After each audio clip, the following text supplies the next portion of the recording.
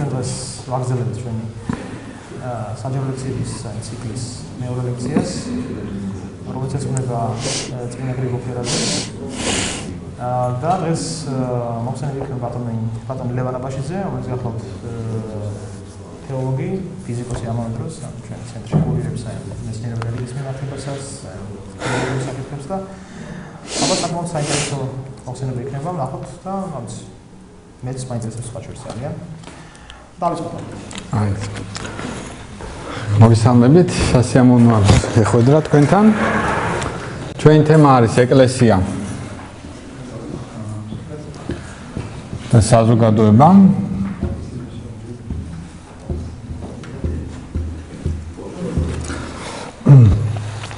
და მე მინდა რომ ჯერ განსაზღვროთ აი ეს ორი ტერმინი, ორი სიტყვა. თქვენ როგორც იცით, პირველს რასაც სწავლობდნენ ძველად უნივერსიტეტებში იყო გრამატიკა, რაც ნიშნავს იმას, რომ ჯერ ჩვენ უნდა გავიგოთ სიტყვების მნიშვნელობა კარგად, ჩვენ უნდა ვიცოდეთ რაზე ვსაუბრობთ. ძალიან ხშირად რაც მე მესმის საუბრები არის საუბრები რაღაც თემაზე, რაღაც სიტყვაზე, რაღაც ტერმინზე, როცა ადამიანებს როგორ ესმით, სხვადასხვანაირად ესმით. ამიტომ ჯერ ვთქვათ რა არის ეკლესია, შევეცადოთ ამის თქმა, შემდეგ რა არის საზოგადოება და შემდეგ როგორ არის მიმართება ამ ორს შორის. იმისათვის რომ ჩვენ ვთქვათ რა არის ეკლესია, ამისათვის მოკლე ექსკურს გავაკეთებ იმაში თუ რა არის ქრისტიანობის არსი, რა არის უმთავრესი ქრისტიანობაში.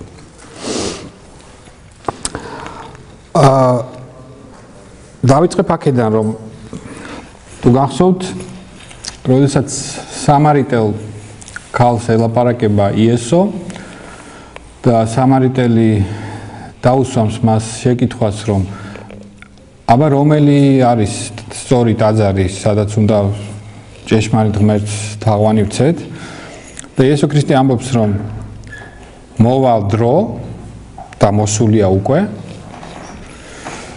როცა არც ამ ტაძარში და არც იმ ტაძარში, არამედ ჭეშმარიტებაში თაღვანს ცემენ ღმერთს. აქ მე მინდა რომ ჩვენ მივაქციოთ ამ ყურადღებას. მოვა და უკვე მოსულ არსი. ანუ თუ ჩვენ მიუდგებით რაციონალურად, მოსულია თუ ჯერ არ არის მოსული. ვარ შეიძლება რომ თან მოსული იყოს ეს დრო, თან არ იყოს მოსული. და ეს ძალიან მნიშვნელოვანია, არა მარტო ქრისტიანობაში, ძალიან ხშირად, როდესაც ჩვენ რაღაც ნებისმიერ საკითხის სიღრმეებში შევდივართ, ესე უბრალოდ არ მუშაობს ჩვენი ლოგიკა, ჩვენი რაციონალური მიდგომა. დიახ, გარკვეული აზრით დრო უკვე დამდგარია, მაგრამ გარკვეული აზრით ეს დრო არ არის დამდგარი. აქედან გადავალ მე იმ საკითხზე, თუ რა არის უმთავრესი ქრისტიანობაში, აი კირიგმას რასაც ეძახიან, აი უმთავრესი, თქვენ რო გითხოთ თქვენ მეგობრებს, ნათესავებს, რა ვიცი, ახლობლებს, რა არის უმთავრესი ქრისტიანობაში, აი უმთავრესი. სხვადასხვა პასუხს მიიღებ, თქვა, ზოგი შეიძლება გითხრან, რომ ეს არის სწორი მოძღვრება, ზოგმა თქვა სული ცხონება, ზოგმა თქვა კიდე რაღაცა, კარგი ეთიკა. მაგრამ უმთავრესი ქრისტიანობაში და ეს მოჩანს უბრალოდ თქვენ რო გადავშალოთ საქმე მოციქულთა, რას ქადაგებენ პირველი მოციქულები, რას ამბობენ უმთავრეს, როცა მათ უნდა ეს ყველაფერი უნდა თქვან 2 წუთში, 3 წუთში, 5 წუთში, 10 წუთში, რას ამბობენ?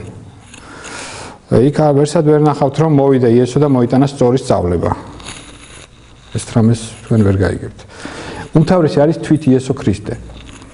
მოვიდა ქრისტე, რომელიც არის თვითონ ძე ღვთისა, თვითონ არის ღმერთი და თავის სიკვდილით და აღდგომით მას ძლია სიკვდილს და ეს გამარჯვება მოგცა ჩვენ. ანუ ის მე რასაც ახლა ვამბობ, ყველაფერი არის ქრისტიანული თვალსაზრისით. ანუ ჩვენ ახლა გვაინტერესებს, რასაკვირველია, ჩვენ არ გულისხმობთ, რომ ყველა აქ შეკრებილი გინდა თუ არა ქრისტიანია და გინდა თუ არა მორწმუნეა, მაგრამ მე, იმიტომ რომ ეს საჯარო ლექციაა და არა საეკლესიო ქადაგება, თუნდაც სიტყვა დისკურსი გავიხსენოთ, რაც პოპულარულია დღეს. ანუ ჩვენ თვითონ გვაინტერესებს თვით ეკლესიას, ანუ თვით მორწმუნე ერს. ცხადია რომ ეკლესია ეს არის მორწმუნეთა ერთობა, თვითონ ეკლესიას როგორ ესმის თავისთავად. ამიტომ ჩვენ ვთქვათ, როგორ თვითონ ქრისტიანებს როგორ ესმით თავისი სარწმუნოება. ქრისტიანებს ესმით სწორედ ეს. რომ კაცობრიობა, მდგომარეობა, რომელშიც კაცობრიობა იყო, ეს მდგომარეობა არის სიკვდილი. ეს არის დამარცხების მდგომარეობა, მარცხის მდგომარეობა, სიკვდილის მდგომარეობა, სადაც სიკვდილი, მართლა სიკვდილი საბოლოოდ ბეჭედს სვამს, საბოლოოდ ეს იყო ქრისტემდე, რაც არის. და აი მთელი ქრისტიანული სოფხედველობა შედგება სამი რამისგან, რაც აუცილებელია რომ გავიგოთ. პირველი ეს არის რომ ყველაფერი ეს სოფელი თავიდან შექმნილია კეთილად. ანუ ღმერთმა ყველაფერი რაც შექმნა, ღმერთი არის თვითონ კეთილი და ეს ბერძნული სიტყვა, ახლა ბერძნულზე იქით არ წავალ. ბერძნულად ეს სიტყვა კალოს ნიშნავს როგორც კეთილს, ისევე მშვენიერს. ზუსტად არც ვიცით მაშინ რას ნიშნავდა, შეიძლება ორთავეს. ის ყველაფერი და თვითონ თქვა რომ ეს ყველაფერი შექმნილია კარგად, მშვენივრად. შემდეგ მეორე ეს არის დაცემა, რომ ცოდვა შემოვიდა სამყაროში და ცოდვა საერთოდ ბევრად უფრო ღრმად უნდა გვესმოდეს, ვიდრე რომ თქვათ მე წავალ ახლა და შევწოდებ და მე წავალ და მოვინანიებ. ეს ცოდვა ყველაფერშია შემოსული, თუნდაც ჩვენ რო ხედავთ რომ ნებისმიერი ადამიანი თქვათ ავათარიან ყველაფერში, პირველ გამოვლინება არის თვით სიკვდილი, საერთო ყველაფერი ცოდვაში დევს და მესამე არის უკვე ღმერთის მიერ ჩვენი აქედან გამოხსნა. აი ეს სამივე ელემენტი თუ ჩვენ კარგად არ გვესმის, მაშინ ჩვენ ვერ გავიგებთ ქრისტიანულ სოფხედველობას, ქრისტიანულ რწმენას. ანუ ქრისტიანული თვალსაზრისით ჩვენ კაცობრიობა ვიყავით ასეთ სავალალო მდგომარეობაში, იმიტომ რომ სიკვდილი მეფობდა აქ, შემოსულია სიკვდილეში, შემოსულია ცოდვა და შემოსულია სიკვდილი და ჩვენ სიკვდილის მერე ვთქვათ, საერთოდ სიკვდილი ეს არის ღმერთისაგან განშორება. ვთქვათ, სიცოცხლე თუ არის, ღმერთი არის სიცოცხლის წყარო და თუ რას ნიშნავს რომ ადამი იყო ცოცხალი სანამ ის შეცოდავდა, იმიტომ ის იყო ღმერთთან. მის ყველა მოქმედებაში იყო ღმერთი. და ცოდვილი ცხოვრება ეს არის ღმერთისაგან განშორება. აი მე რაღაცნაირად მენიშნა, როდესაც ვკითხულობდი მარკესის 100 წელი, მარტოობის 100 წელი. ესეთი ეპიზოდია, რომ ხალხს ყველაფერი ავიწყდება. ეს ავიწყდება ამის სახელი, ავიწყდება ამის სახელი, ავიწყდება იმის სახელი და ყველაფერს აწენ. ნუ მახსოვრობა ჩვენი მე არის, ხო? მახსოვრობა თუ წამართვი, მეც აღარა ვარ. ყველაფერს აწერენ და სოფლის ცენტრში დააწერეს რომ ღმერთი არის. თუ ამასაც დაგვავიწყდება რომ ღმერთი არის. ნუ ეს საბოლოო ქრისტიანობაში ესეთი გაგებაა, საბოლოო განშორება ღმერთისაგან. და მესამე არის რომ ქრისტე მოვიდა თავის სიკვდილით, მან ზლია ამ ეშმაკს, რომელიც ბატოობდა აქ, ეშმაკი ბატოობდა. ზლია და ეს გამარჯვება მოგცა ჩვენ. ანუ ჩვენ, ვინც ვიწამებთ ქრისტეს, ჩვენ გვაქვს წილი, ჩვენ ვართ თანაზიარი ამ გამარჯვებისა. ჩვენ ქრისტესთან ერთად ვართ. ჩვენ ასევე ვძლევთ სიკვდილს და ჩვენ ასევე დაუბრუნდებით ის სიცოცხლეს და უფრო მეცაც დაუბრუნდებით, ვიდრე თავიდან იყო. ეს რაც ჩვენ რასაკვირველია ვიცით, უბრალოდ კიდევ ერთხელ გავიხსენოთ. მაგრამ ხო, და თქვათ ლუკას სახარება რო წავიკითხოთ, იქ ქრისტით აღდგარი ქრისტე ეუბნება მოწაფეებს რომ და მომეცა მე ყოველი ხელმწიფება ცათა შინა და ქვეყანას აზედა. ანუ საბოლოო გამარჯვება არის ჩვენი და ეს გამარჯვება მოცემული გვაქვს ჩვენ, მათ ვინც ვიწამეთ ქრისტე და მოვინათლეთ ქრისტეს სახელით.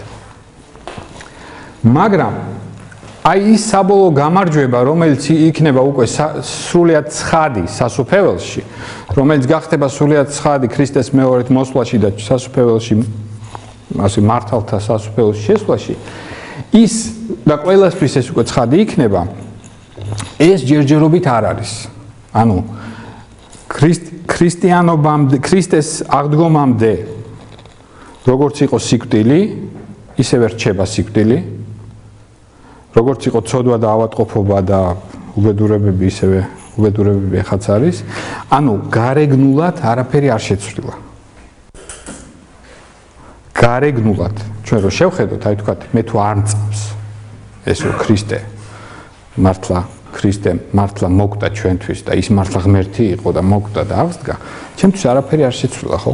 როგორც იყო სიკვდილი მანამდე, ახლა ესეც ისე არის სიკვდილი. ანუ უკვე ჯერ არა. უკვე ჯერ არა. ჩვენ ცხოვრობთ სწორედ აი ამ ეპოქაში, რომელიც არის ერთის მხრივ გამარჯვება უკვე მოპოვებულია, მაგრამ ის არ არის ხილვადი. ის არის ხილვების ჩვეულებრივი თვალით. ხო? კი ბატონო, როგორ არის?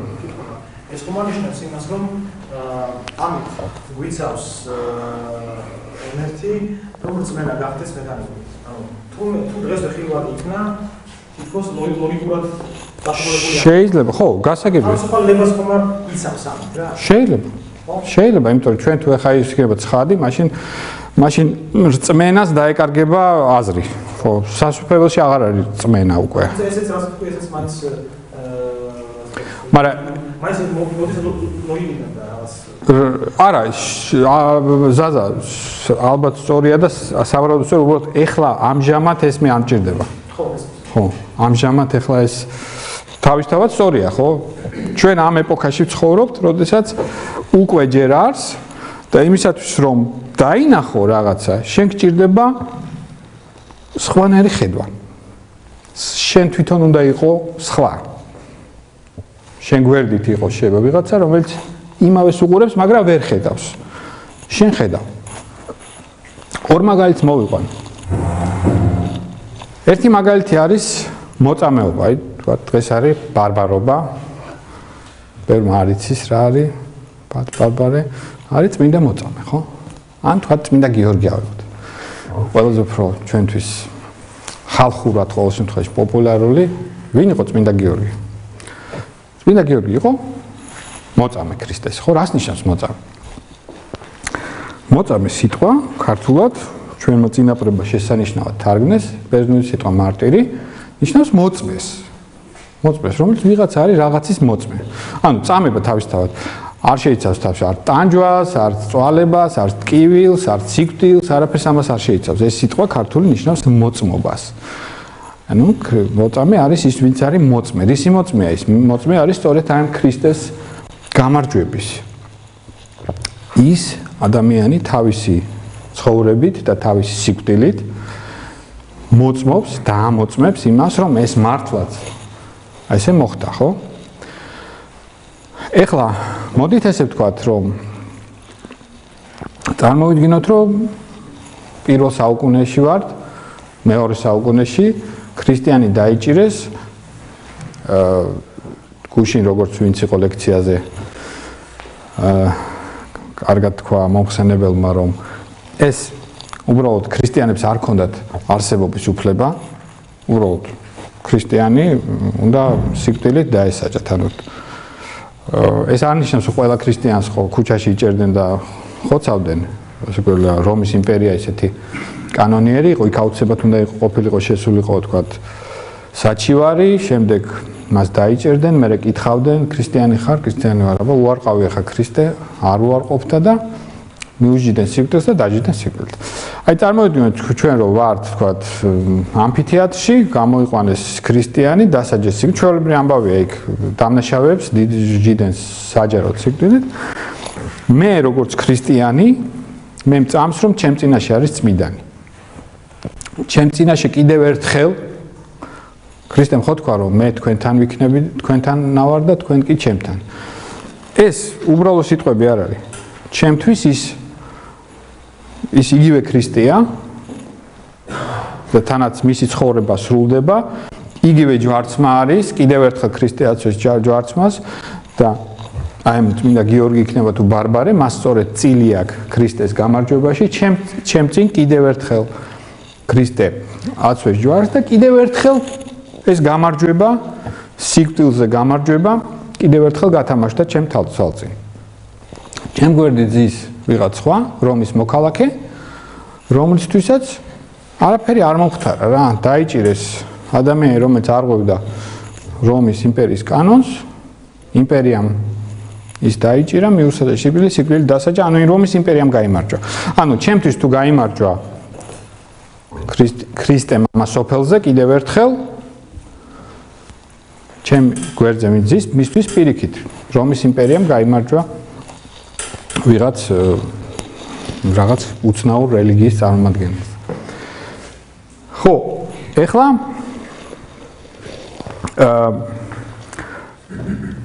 ეს სხვა სიტყვებით რო ვთქვა, ჩვენ როდესაც ვკითხულობთ ახალ აღთქმას, აი ეს სოფელი არის სოფელი ესე. ანუ ძველ ქართულად რაც არის თქვათ Welt გერმანულად ან world ინგლისურად ან mir რუსულად ის ქართულად არის სოფელი. სამწუხაროდ ამ სიტყვა თითქმის დავკარგეთ, ეხლა სოფელი ნიშნავს თქვათ სოფელს მხოლოდ, მაგრამ აი ვინც მაგალითად გადმოთარგმნა სიტყვა მირავაზრენია რუსულიდან ან გერმანულიდან, იმას ძალიან კარგად იცოდა ქართული, მე არ ვიცი ვინ გადმოიტანა, სოფხედველობა ძალიან კარგი სიტყვაა. სოფხედველობა, სოფელი, ეს სოფელი ესე. კოსმოს, ბერძნულად არის კოსმოს. ანუ სოფელი ესე ეს არის სწორედ ეს დაცემული სოფელი, რომელიც თავდაპირველად ღმერთმა შექმნა კეთილად და მშვენივრად და კარგად და ამ მშვენიერების ნიშანს ის კიდე ატარებს, რასაკვირველია, ჩვენ რო ხედავთ ბუნებას, რომელიც არის ასეთი ლამაზი ან თუნდაც ადამიანს, რომელიც შეიძლება ასეთი ლამაზი იყოს, ასეთი ლამაზი სულის იყოს, თუნდაც ძველ აღთქმაში ეს თავდაპირველი მშვენიერება აქაც არის, მაგრამ ის უსაშველოდ და საბოლოოდ არის, ასე ვთქვათ, დაცემული. ის არის სოფელი ესე, რომელსაც ერთ-ერთი თეოლოგი ამბობს, რომ მას მერე რაც ამ სოფელმა ჯვარს აკვრა, მათ უკვე საბოლოოდ დასრულდა. ანუ ამ სოფელს არაფერი არ ეშველება. ანუ ჩვენ ამ სოფელში ვაგრძელებთ ცხოვრებას. ეს არის ესე ვთქვათ, სახარებისეული ისეთი დაპირისპირება, ძალიან ისეთი კვეთრი დაპირისპირება სასუფეველი ღვთისა, რომელიც არის მოახლოებული და სოფელი ესე. აი თუ სახარებას თქვათ, როცა კიდე ერთხელ წაიკითხავთ, მიაქციეთ ამას ყურადღება. სოფელი ესე და სასუფეველი არიან ძალიან ისეთ დაპირისპირებაში ერთმანეთთან, შენ უნდა აირჩიო ან ეს ან ის. და ეს სხვა აქ პარადოქსალურია, რომ გაუგებარია ვთქვათ, აქ ადამიანი შეიძლება ან ერთ უკიდურესობაში გადავარდეს, ან მეორე უკიდურესობაში. სოფელი ამას სოფელზე, ანუ ძალიან ბევრი მკაცრი სიტყვებია ნათქვამი, ხო? ამას სოფელთან მეგობრობა შეუძლებელია და ამავე დროს ის, მაგრამ ამავე დროს იმავე სახარებაში ნათქვამია, რომ ისე შეიყვარა სოფელი ღმერთმა, რომ შვილი თავისი მხოლოდ შობილი გამოგზავნა მის სახსნელად. ანუ ერთის რასაკვირველია, ღმერთმა შეიყვარა ეს სოფელი, მაგრამ სოფელი თავისთავად, რომელშიც არის ცოდვა, იმისი სიყვარული, როგორიც ის არის და ეს შევიდა მის ბუნებაში ეს ცოდვა, იმისი სიყვარული არ შეიძლება. ამიტომ ქრისტიანები არიან ესეთ გაორებულ, კარგი გაგებით გაორებულ მდგომარეობაში, ერთის მხრივ მათ უნდა უყვარდეთ ეს სოფელი, უნდა წარვედით და მოიმოწაფენით ყოველი წარმართი ესეთ სიყვარულისგან მოდის, ხო? მაგრამ ამავე დროს არ უნდა ყოველთვის ახსოვდეთ, რომ ეს სოფელი არის დაცემული და მხოლოდ აი გამოხსნილი სოფელი არის უკვე სასუფეველი, რომელიც მოახლოვდა. სხვადასხვა ესეც ძალიან მნიშვნელოვანი იქ რაწორია და მოახლოებული არის სასუფეველი ღვთისა. მოახლოებული არის. სად არის ეს მოახლოებული? სწორედ ეს არის მოახლოებული. იესო ქრისტე მოვიდა და სასუფეველი მოახლოვდა. და აი გადავდივართ ჩვენ სწორედ ეკლესიაზე, რა არის ეკლესია? ეკლესია სწორედ ეს არის. ეკლესია არის სწორედ ის სასუფეველი, რომელიც უკვე მოახლოვდა, რომელიც უკვე მოვიდა, რომელიც უკვე დადგა და სწორედ ამ ეკლესიაში თუ ვართ ჩვენ ეკლესიაში მართლა თუ ვართ ამ ეკლესიაში და მართლა თუ ვეზიარებით ამ ეკლესიას ჩვენ სწორედ მოგვეცემა აი ამ სასუფეველის უკვე განცდა რომელიც უკვე მოახლოებულია არა მთელი თავისი სისრულით რომელიც იქნება ქვეყნიერების ბოლოს მაგრამ მოახლოებული აი მე აქცეთ ყურადღება ის რო არის ეპიზოდი რომ არის სხვათა შორის 4-ვე სახარებაშია ეს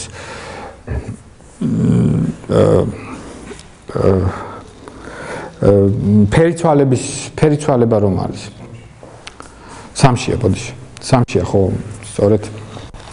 სწორედ იოანეში არ არის ვინც იყო სწორედ იმ ადგილას სწორედ იმან არ დაწერა ხო ესე იგი სამშია გვაქვს ხო რა არის რაზეა იქ საუბარი რომ თქვენ იხილავთ არ მოგტებით სანამ არ იხილავთ სასუფეველს ღვთისას მოსულს ძალად და აქ არის სწორედ კომენტარებში ეს არის ნათქვამი რა ორმაგი არის გაგება ერთი არის რომ სასუფეველი მოსული ძალად არის თვითონ ფერისცვალების ამბავი მაგრამ მეორე მხრივ ეს არის სწორედ საბოლოოდ ანუ სასუფეველი მოსული ძალად ხდება ჩვენ დროშიც ხდება მაგალითად ქრისტეს ფერიცვალება ეს არის სასუფეველი რომელიც მოსულია ძალად მაგრამ საბოლოოდ ის ძალად მოვა როდესაც უკვე ქვეყნიერების ბოლოს ქრისტე მოვა და სასუფეველი უკვე საბოლოოდ მოვა თავის ძალით ანუ აქ ეს ორმაგი ხედვა და იმისაც რომ კიდევ ერთხელ ამის ილუსტრაცია გავაკეთოთ აი წარმოვიდგინოთ როგორი იყო პირველი ქრისტიანის მაგალითად ნათლობა ხო პირველი ქრისტიანის ნათლობის დროს ის დგებოდა დასავლეთით უარყოფდა საზეიმოდ უარყოფდა ეშმაკს და ამასოფელს დაცემულს ის მართლა მოტრიალდებოდა დასავლეთით და მართლა მის წინ იყო მართლა ეს სოფელი თუ გნებავთ ეს საზოგადოება მას უარყოფდა და შემდეგ შეუდგებოდა ქრისტეს შევიდოდა სასუფეველში და ესეთი სიმბოლიკა რო ავიღოთ თქვა მე-7 დღის სიმბოლიკა პირველი დღე ძველად იყო ერთ შაბათი თქვა სახარებას თუ წაიკითხავ ძველ ქართულად იქ ერთ შაბათს გავიდნენ საფლავზე ერთ შაბათს მე იყო ორ შაბათი სამ შაბათი ოთხ შაბათი ხუთ შაბათი მე მე-6 დღე ანუ 6 პარასკევი და მე-7 დღე იყო შაბათი ანუ ეს იყო ციკლი მთელ სოფლიოს მთელ აღმოსავლეთში იგივეა თქვა ქრისტე იგივეს იმეორებს პირველ დღეს ის შედის იერუსალიმში მეორე მესამე დღეს ქადაგებს მე-6 დღეს მას ჯვარს აცვამენ მე-7 დღეს ის მთელი დღე არის საფლავში ის ისვენებს ანუ მთელი ეს სიმბოლიკა ჩვენ სულ მიყვება და ქრისტიანები იკრიბებოდნენ აუცილებლად მე-7 დღეს იკრიბებოდნენ და ხვდებოდნენ აღდგარ ქრისტეს იმიტომ რომ ქრისტე ხო მე-7 დღეს საფლავში იყო და ქრისტე აღსდგა მე-7 დღეს იქით ქრისტიანული სიმბოლიკით ეს უკვე არის გასვლა ამასოფლიდან კვეთით აღდგარი ქრისტე უკვე ამასოფელს აღარ ეკუთვნის უკვე ჯერ არის რასაკვირველია ის ამასოფელს ეკუთვნის ფეხი დადგა მომკიდეთ აგერ ხელი დამადეთ თაფლი შეჭამა და ისა კი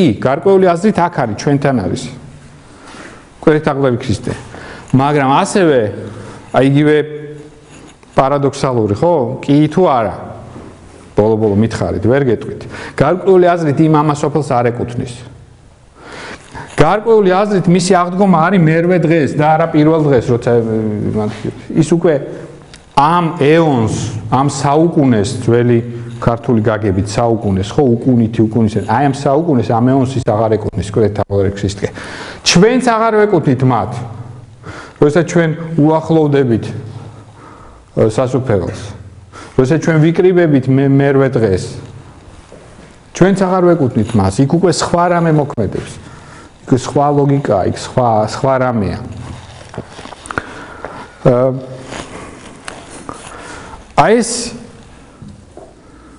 არის ძალიან მნიშვნელოვანი სწორედ ამის გასაგებად და კიდე რაღაც თქმა მინდოდა აი მაშინაც თქვი იმ ლექციაზე რომ ხო ეს არის რაც არის ძალიან უაღრესად საინტერესო რომ აი თქვათ ისტორიკოსები ხართ თქვენ ისტორია თქვათ ისტორიკოსები თანამედროვე ისტორიკოსი და დაწყებული რაღაცა იმ ახალ მე-19 საუკუნიდან მე-18 საუკუნიდან თანამედროვე ისტორიკოსი არის ადრე თუ იყო კარგი ისტორიკოსი ვისაც ბევრი წიგნი ჰქონდა წაკითხული და ზედმიწევნით კარგად იცოდა დღევანდელი ისტორიკოსი ვინ არის ვისაც შეუძლია კარგად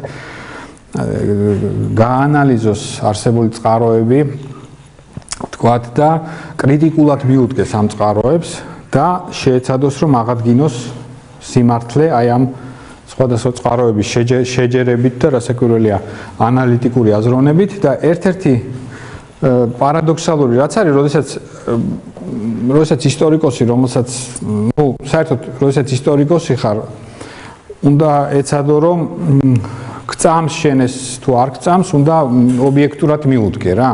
მე როგორც ქრისტიანს წამს რომ ქრისტე მართლა აღდგა და ჯვარსაცვის და ასე შემდეგ, მაგრამ თუ მე ისტორიულად მიუდგები, მე უნდა ვიყო მაქსიმალურად ობიექტური წყაროების ანალიზით.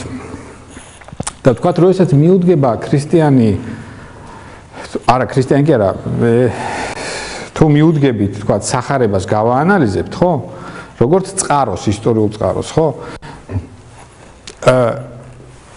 რომელ წიაღში შეიქმნა სახარება შეიქმნა პირველ ქრისტიანთა თემში ხო ქრისტიანებმა დაწერეს სხვებს არ დაუწერიათ და რისთვის დაწერეს იმისთვის რომ ჯერ ერთი რას ვიგვე ჩაიწერეს ეს ყველაფერი და რაღაც თუ არ ავიღებთ იმ ბანალურ აზრს რომ უბრალოდ სიმართლე რაც იყო ის დაწერეს მე ესემ წამს რომ რაც იყო სიმართლე მართლა ის დაწერეს მაგრამ მოდი ახლა მიუდგეთ თქვათ როგორც თანამედროვე კრიტიკული ისტორიკოსი ჰარნაკი მაგალითად უდგება ხო ამ წიაღში მათი მიზანი რა იყო ამის შტრაუსი ხო ლუდემანი მიზანი რა იყო ამისი მიზანი ის იყო რომ თქვათ გადმოსცე ვინც არის მოქცეული ის გაამყარო ამ რწმენაში არა ქრისტიანულ რწმენაში რომ ქრისტე მართლა აღდგა თქვათ აღდგომას ვიხილავთ ახლა და ვინც ახალმოსულია რომ იმას თქვათ მისცე ეს წყარო სადაც ის დააჯერებ რომ ქრისტე მართლა აღდგა და იქ ხდება უცნაური რამე რომ კვლეთით აღდგარ ქრისტეს მისი მოწაფეები ის ადამიანები რომელსაც ის ყოველდღე ხედავდნენ და უსაზღვროდ უყვარდათ ისე რომ საფლავზე მივიდნენ ისინიც კი ვერ ცნობენ მარიამ მაგდალინელმა მიიღო ის მებაღეთ ემაუსის გზაზე ის ვერ იცნეს ეგონათ რომ არის მწირი როდესაც ასე თქვათ როდესაც იწერდნენ თევზებს ვერ იცნეს ნაპირზე მდგომი იესო ხო გაუგებარია არა გაუგებარია თუ მე რაციონალურად ვუდგები იმიტომ რომ მე თუ მინდა რომ თქვენ დაგაჯეროთ რომ მოხდა საოცარი რამ ის ადამიანი რომელიც ჩვენი კი ბატონო მასწავლებელი და ასე შემდეგ რომელიც კრეთ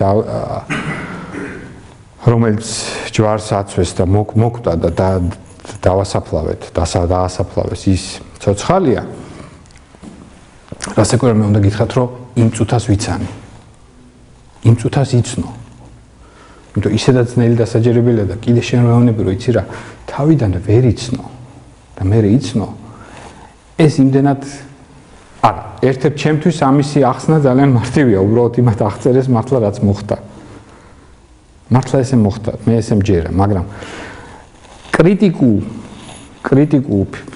ესე ვთქვათ ისტორიკოსისთვის ეს არის პრობლემა განსაკუთრებით იმას ვისაც სურს იმის დამტკიცება რომ ქრისტე კრეთით არ აღდგარა ანუ კრეთით აღდგარი ქრისტეს დავემახსოვროთ ის არ ეკუთვნის ამ სოფელს და გარკვეული აზრით ეკლესიაც არის ერთის ხრივ ის ამას სოფლიდან არის რასაკვირველია იმიტომ რომ მას შეადგენენ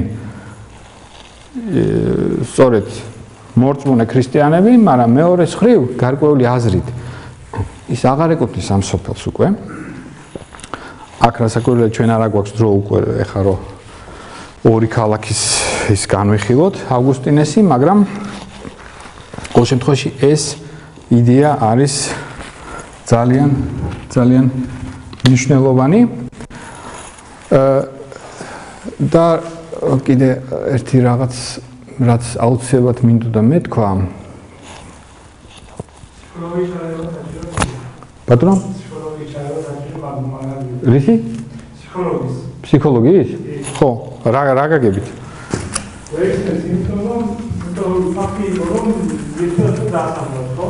დიახ როცა უწევდა ადამიანს რომელიც დაასაფლავებს არ მოელი აბა დაამაროდნენ დაამაროდნენ ვინმა არის პირის ნაწილი რომელიც ამჟამად ნორმალურად დაამაროდნენ იო უაიტო აბახტის ახალი კი ეგეც შეიძლება და როცა ეს დაიწყო კამო ხო ანუ როცა დააფიქსირებს რომ აჰა საერთოდ ფიზიკური სხეული აი მხოლოდ მე შეიძლება ამის დაფიქსირება და ახლა მაგრამ აგიკავდნენ მაგრამ ფსიქოლოგია დაიწყო ჯანმრთელობა მე დაიწყე გასაგებია, მაგრამ მაინც თუნდაც ესე იყოს, მაინც საკვირველი ის არის, რომ ეს სწორედ ესე დაწერეს, ყველა გადმოცემაში და ყველა სახარებაში სწორედ ეს ესე დაწერეს. ანუ მათ რომ პიარის დომოდა დაწერდნენ სვანაერად. მათ რომ დომოდა თქვათ, ხო, არა ისეთი რაღაცა. ეს არის ის არგუმენტი რომ მართლა. ხო. ჩემთვის ეს არგუმენტია, თუმცა არის ისტორიული მომენტები კიდე არის. ანუ ისტორიული მომენტები არის რომის არმის შინაგანაცეს. აი ეს ისტორიული დოკუმენტია და სნის იმას რომ ალბათ ნამდვილად და როგორ ისნება ეს იმით რომ რომაელები იწლებოდნენ ყოველ 3 საათში ერთად დათოს ნაზეს ეძინა ლოძე რომელიც ორთუნაზე მეტი იყო ნაწილი დადიოდა და ნაწილი კიდევ უკვე იყო ახლა და ასე თქვა ოფიციალი იყო ის ამას უყურებდა კარგით. მოდი ესე ვთქვათ, ეს საკითხები გადავიტანოთ ბოლოსკენ, იმიტომ რომ ეს ამჟამად ჩვენ შეიძლება გადაგვიყვანოს ცოტა სხვა მიმართულებით. ამიტომ დაუბრუნდეთ ჩვენ თემას. ანუ მოდი ესე ვთქვათ, რომ როდის გარკვეული აზრით, როდის იცნეს ქრისტე, აი გარკვეული აზრით ვაგრძელებ თქვენ, როდის იცნეს, როცა მათთან ერთად გატეხა პური. ან როდესაც იესომ მათ აჩვენა რაღაც სასწაული. ანუ აზრი როგორია, რომ იმისათვის რომ მე კუთრეთით აღდგარი ქრისტე დავინახო, არ არის საკმარისი უბრალოდ რომ ის ვნახო და შევხედო, არამედ მე თვითონ უნდა შევიცვალო. ანუ უკვე კუთრეთით აღდგარ ქრისტეს თუ ქრისტე ჯვარცმამდე ყველა შეეძლო მისი დანახვა, მისი შეხედვა, მისი აღქმა როგორც მასწავლებლის, ან ასე შემდეგ. როგორც იუდეველთა ერთ-ერთი მასწავლებლის მაგალითად, ხო? ყველა შეეძლო. აი კურეთით აღდგარი ქრისტე და კურეთით აღდგარი ქრისტე არ არის მარტო პირველი 40 დღე. კურეთით აღდგარი ქრისტე შეიძლება მე შემხვდეს დღეს. მე რომ ის ვიცნო, ამისათვის მე თვითონ უნდა ვიყო შეცვლილი. მე არ უნდა ვეკუთვნოდე მთლიანად ამ სოფელს. მე თუ მთლიანად ვეკუთვნი ამ დაცემულ სოფელს, მე მას ვერ. ერთ-ერთი ამის ნიშანი არის რაც ქვია ნათლობა. ნათლობაში ჩვენ სწორედ შევდივართ ამ ეკლესიაში და ვიცვლებით, მაგრამ ჩვენ ვიცით რომ შეიძლება ნათლობის მერე ცოდვებმა ისევ დამაბრუნონ ამასოფელში და მთლიანად ამასოფლისა ვიყო, ხო? შეიძლება იცნო, მაგრამ მისი პიროვნება ღირებული აღარ იყოს ჩვენთვის, ხო? ღირებულზე არ არის დათო, იცი რა არის? აი როგორ არის, იცი, მე ხა ერთი ეპიზოდი მოგიყვებით რა, ერთ-ერთი ცხოვრებაში არის ის რომ მიდიოდა მატარებლით თუ რა ელექტრიჩკით და დაინახა გაჭირვებული ადამიანი, არ ვიცი, ბომჟი ვიღაც, ხო? და დაინახა მასში ქრისტე. ანუ მაშინ იქ და მაშინ მისთვის ის იყო მართლა ქრისტე.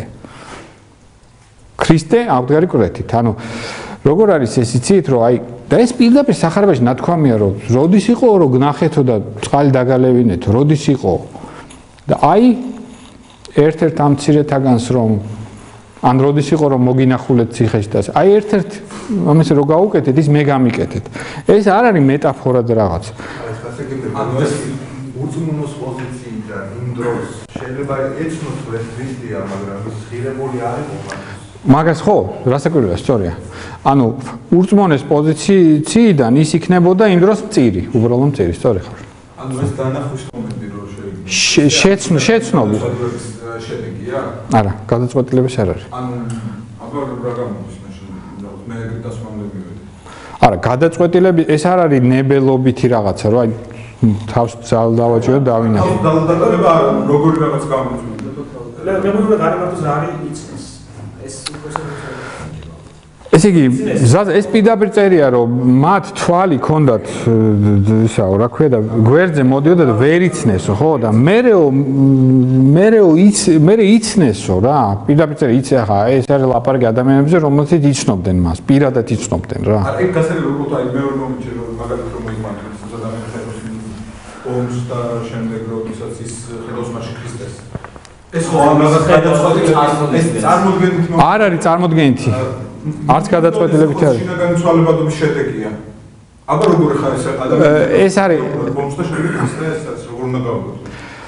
იცით როგორ არის? მაგაშია საქმე, რომ ჩვენ ვერ გავიგებთ მე და თქვენ. ბოლომდე ვერ გავიგებთ. ანუ თუ არ მოგეცემათ ეს ვერ გაიგებ. ანუ ნახეთ როგორ არის, აი მაგალითად ვიღაცას რაღაც მიეცა რა, რაღაც ხილვა მიეცა, გამოცხადება მიეცა ვიღაცას რა. და გამოცხადება არ არის მარტო ის, რომ ჭექა ხუხილი იქნება და რაღაც. გამოცხადება შეიძლება იყოს იგივე რაც აქ არის, გამოცხადება შეიძლება იყოს აი ეხა ხდებოდეს ჩემთვის ღვთის გამოცხადება და თქვენ ჩემს გვერდზე გეხართ და თქვენ ეს ვერ გაიგოთ. ხო გესმით რა? და აი ვისაც ეს აღუწერია ესეთი ისა, მას აღუწერია სწორედ ეს, რომ ის იქ მომენტ შეიძლება დაინახო ვიღაც რომელიც არის შენი მოსისხლე მტერი და უცბად დაინახო რომ ის არის ქრისტე, რომელიც შენ გამოგეცხადა, თქვა, ხო? მაგრამ ეს ვერაფერში ეს ვერ შეგეშლი, როგორც ამბობენ რა, როგორც ამაზე არ არის ლაპარაკი, რომ შენ ესე იგი ძალით შენ თავზე დალის დატანებით ან რაღაცა. ეს არის ეს მოგეცემაში, ეს მოგეცემაში. გასაგებია, მაგრამ ეს რაციონალური აზროვნების რაღაც შედეგია, რომელიც ილექება შენში რა? რაციონალური არ არის. ეს არ არის რაციონალური, ეს არის ღმერთის გამოცხადება. ანუ გამოცხადება სწორედ ეს ძალიან ხშირად არ ესმით, იცით? აი მაგალითად აი მე მაგალითად ძალიან მაინტერესებს უსმენ ხოლმე თქვათ ვიასat ისტორიის მაგალითად, ხო? და ადამიანებს არ ეს, კარგი ისეთ მეცნიერებს ეს არის, მაგალითად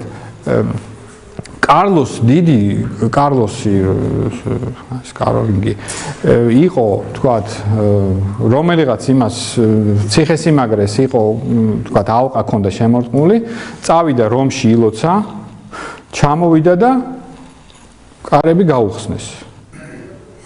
მისთვის ეს იყო ღვთის სასწაული. აი მე წავედი რომში ვილოცე დაუბრუნდი და გამიხსნეს წყალი. და მოდი ახლა დავამთავრებ ფასს.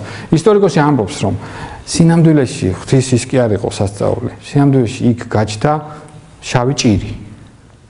და იმიტომ გაუხსნეს კარი. მაგრამ თუ შენ ეს გესმის, ამას არავითარი მნიშვნელობა არ აქვს, იმიტომ რომ ღმერთი რანაირად მოგცემ შენ ამ გამოცხადებას, თქვა შავი ჭირს გზით თუ რაღაცით, ეს სრულიად შენი ეს განჯისის არ არის. აი მაგალითად მეორე ერთი ფილმი იყო, სადაც იმაზე არის. ჟანა დარკზე არის. და ჟანა დარკს ჰქონდა გამოცხადებები. რაღაც ხმები ელაპარაკებოდა. და ეს ყოველთვის ისეა, როდესაც გელაპარაკებ რაღაც ხმა, შენ არ იცი ეს ღვთის ანგელოზია თუ ეშმაკის ანგელოზი. ეს არის ყველაზე ძნელი, რომ გაარჩიო. და მას ელაპარაკება ეს ხმა და ეუბნება, რომ ჟანაო, შენ ხმალი რო ნახეო მინდორშიო და შენ რო გონია რომ ეს ღვთისაგან იყო რა იციო იქნებ ვინმე დაკარგაო იქნებ ვინმეს გაუვარდაო იქნებ ვინმე მოკლესო და იქ ხმალი გადაუგდო რატო გონია მაინდა-მაინც რომ ზეციდან ესე ჩამოსული და აჩვენებენ როგორ ზეციდან ჩამოდის ხმალი რომელსაც მეორე დღეს ნახავს ჟანა სისულელია იმიტომ რომ ღმერთმა შეიძლება სწორედ ამ გზით გამომიგზავნოს მე ხმალი რომ ვიღაცა სწორედ იქ დაუვარდა ხმალი და ღვთის განგება სწორედ შეიძლება ისე იყოს სწორედ მოწყობილი რომ ის ემას არავითარი ის არის შენ ღმერთის იმას ვერ დაუდგენ ღმერთის განგება როგორ არის ღმერთი რა გზით გამაგებიებს მე და რა გზით მომცემს მე თქვათ ნიშანს და რა გზით გამომეცხადება ეს მხოლოდ ღმერთმა იცის და მხოლოდ ღმერთი განსაზღვრავს იმიტომ თქვათ რომ არ შეიძლება ღმერთს დაუდგინო შენ არაფერი. ღმერთი აბსოლუტურად თავისუფალია. შენ ღმერთს ვერ ეტყვი რომ აი და არც უნდა მოითხოვო სასწაულო ღმერთისგან. არც უნდა მოითხოვო გამოცხადება ღმერთისგან და არც უნდა ელოდო რომ ისე გამოგეცხადება როგორც შენ წარმოგიდგენია.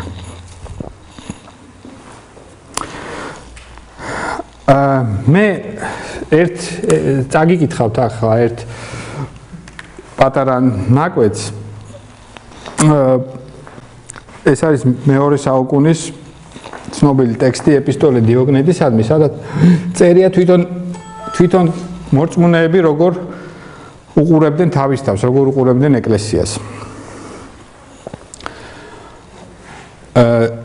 ერთ-ერთი ქრისტიანი წერს თავის მეგობარს დიოგნეტეს და ცხადია რომ უყვება იმის შესახებ თუ რა არის ეს სარწმუნოება, ქრისტიანთა სარწმუნოება და ცხადია რომ უნდა რომ ვთქვათ რაც შეიძლება სრულად გადასცეს ეს და თუ შესაძლებელია რომ მოაქციოს. და ესეთ რამეს წერს ქრისტიანები არც საცხოვრებელი ადგილით, არც მეტყველებით, არც ჩვეულებებით არ განირჩევიან სხვათაგან. ისინი არც სადმე კერძო ქალაქებში სახლობენ, არც სხვა ენაზე მეტყველებენ, არც რაღაც უჩვეულო ცხოვრების წესს მისდევენ, თუმცა მათი მოძღვრება ცნობისმოყვარე კაცთა გონებისა და გულმოდგინების ნაყოფი როდია. ეხლა აქ ჩემთვის ეს ტექსტი რატომ მნიშვნელოვანია? მე ეხლა მინდა გადავიდე რა არის საზოგადოება. თუ მე ვსაუბრობ პირველ ეკლესიაზე, მინდა ასევე მერე ვისაუბრო რა იყო საზოგადოება ამ პირველ საუკუნეებში. რომის იმპერიაში, აი ეს სწორედ არის პირველი ქრისტიანები არიან რომის იმპერიაში და არაფრით არ განირჩევენ ერთ და იგივე ენაზე ლაპარაკობენ რა ენაზე. სავარაუდოდ ბერძნულად. არც თუ ადამიანურ სწავლებებს იმარხავენ ისინი ზოგთა მსგავსად. ანუ ერთი მხრივ გვანან, მეორე მხრივ არა.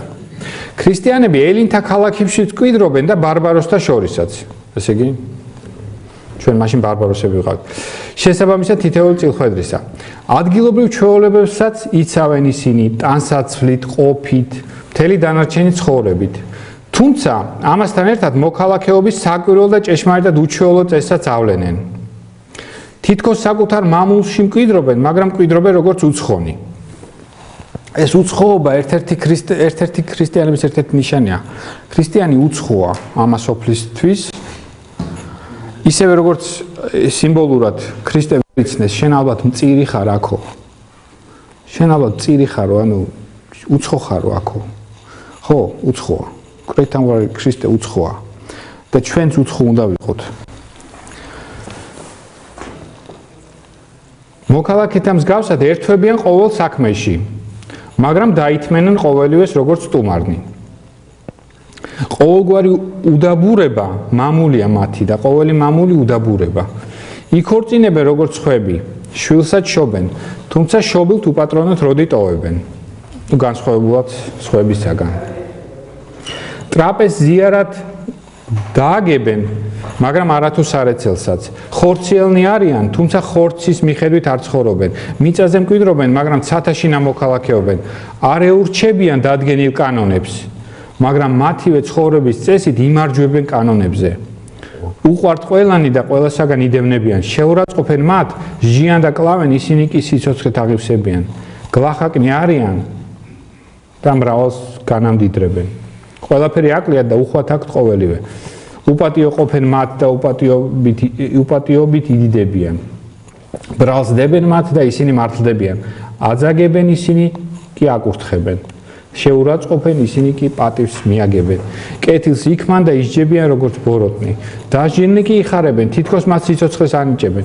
უცხოტომელთა მსგავსად ებრძვიან მათი უდეველნი, ელინები და დევნიან, თუმცა მიზეზად ტრობისა მოძულენი ვერას ამბობენ. მარტივად რომ თქვათ, რაც არის სული სხეულში, ქრისტიანებიც იგივე არიან ამ ქვეყნად და როგორც სული განეფინება სხეულის ნაწილთა შორის, ასევე ქრისტიანებიც ქვეყნიერების ქალაქებში.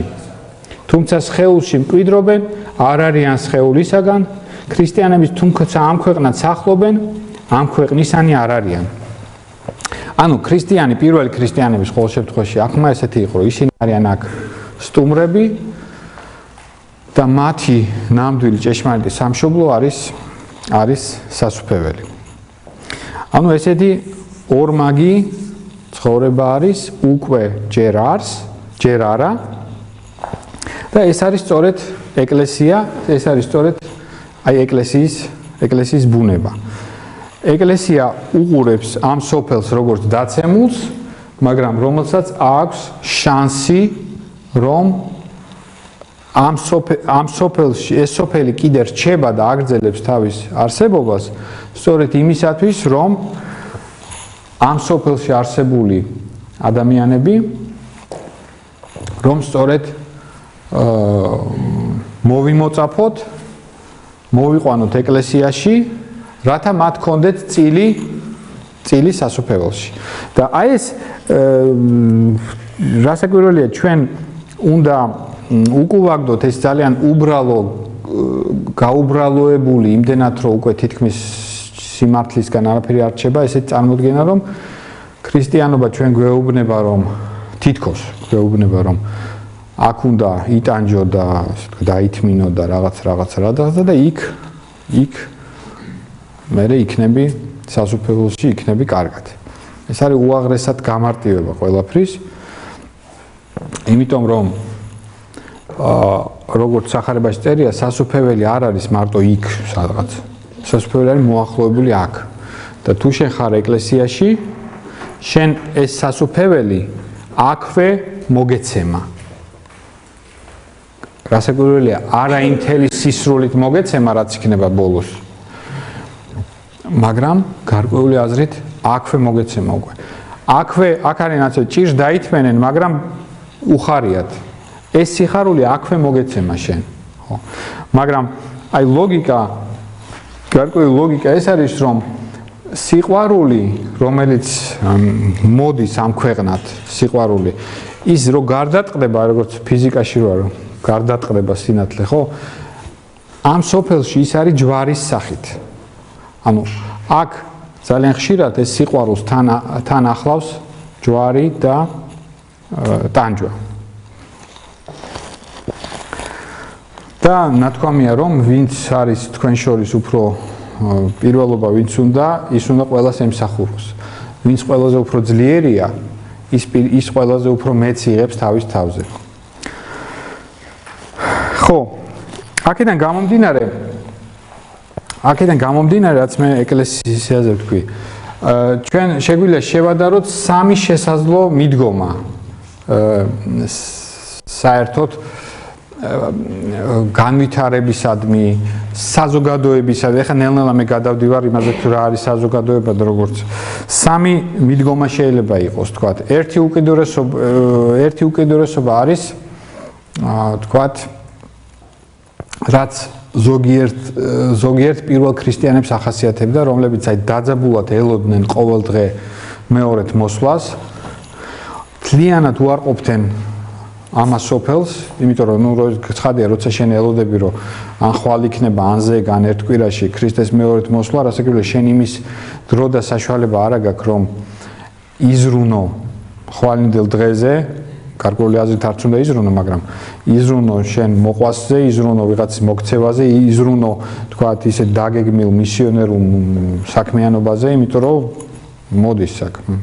ასეთი დაძაბული, რომელშიც ასეთ შემთხვევაში არ იქნება კულტურა, ანუ ქრისტიანული კულტურის შექმნა ასეთ დაძაბულ ვითარებაში შეუძლებელია. ანუ მეორე უკიდურესობა არის ესე იგი ოპტიმისტური მიდგომა, როდესაც სასუფეველი გაიგება, თითქმის ესე არის, რომ გაიგება როგორც ასე ვთქვათ ამ საზოგადოების თუ ამ სოფლის პროგრესში ჩართვა, მასში მონაწილეობა, საზოგადოების გაუმჯობესება და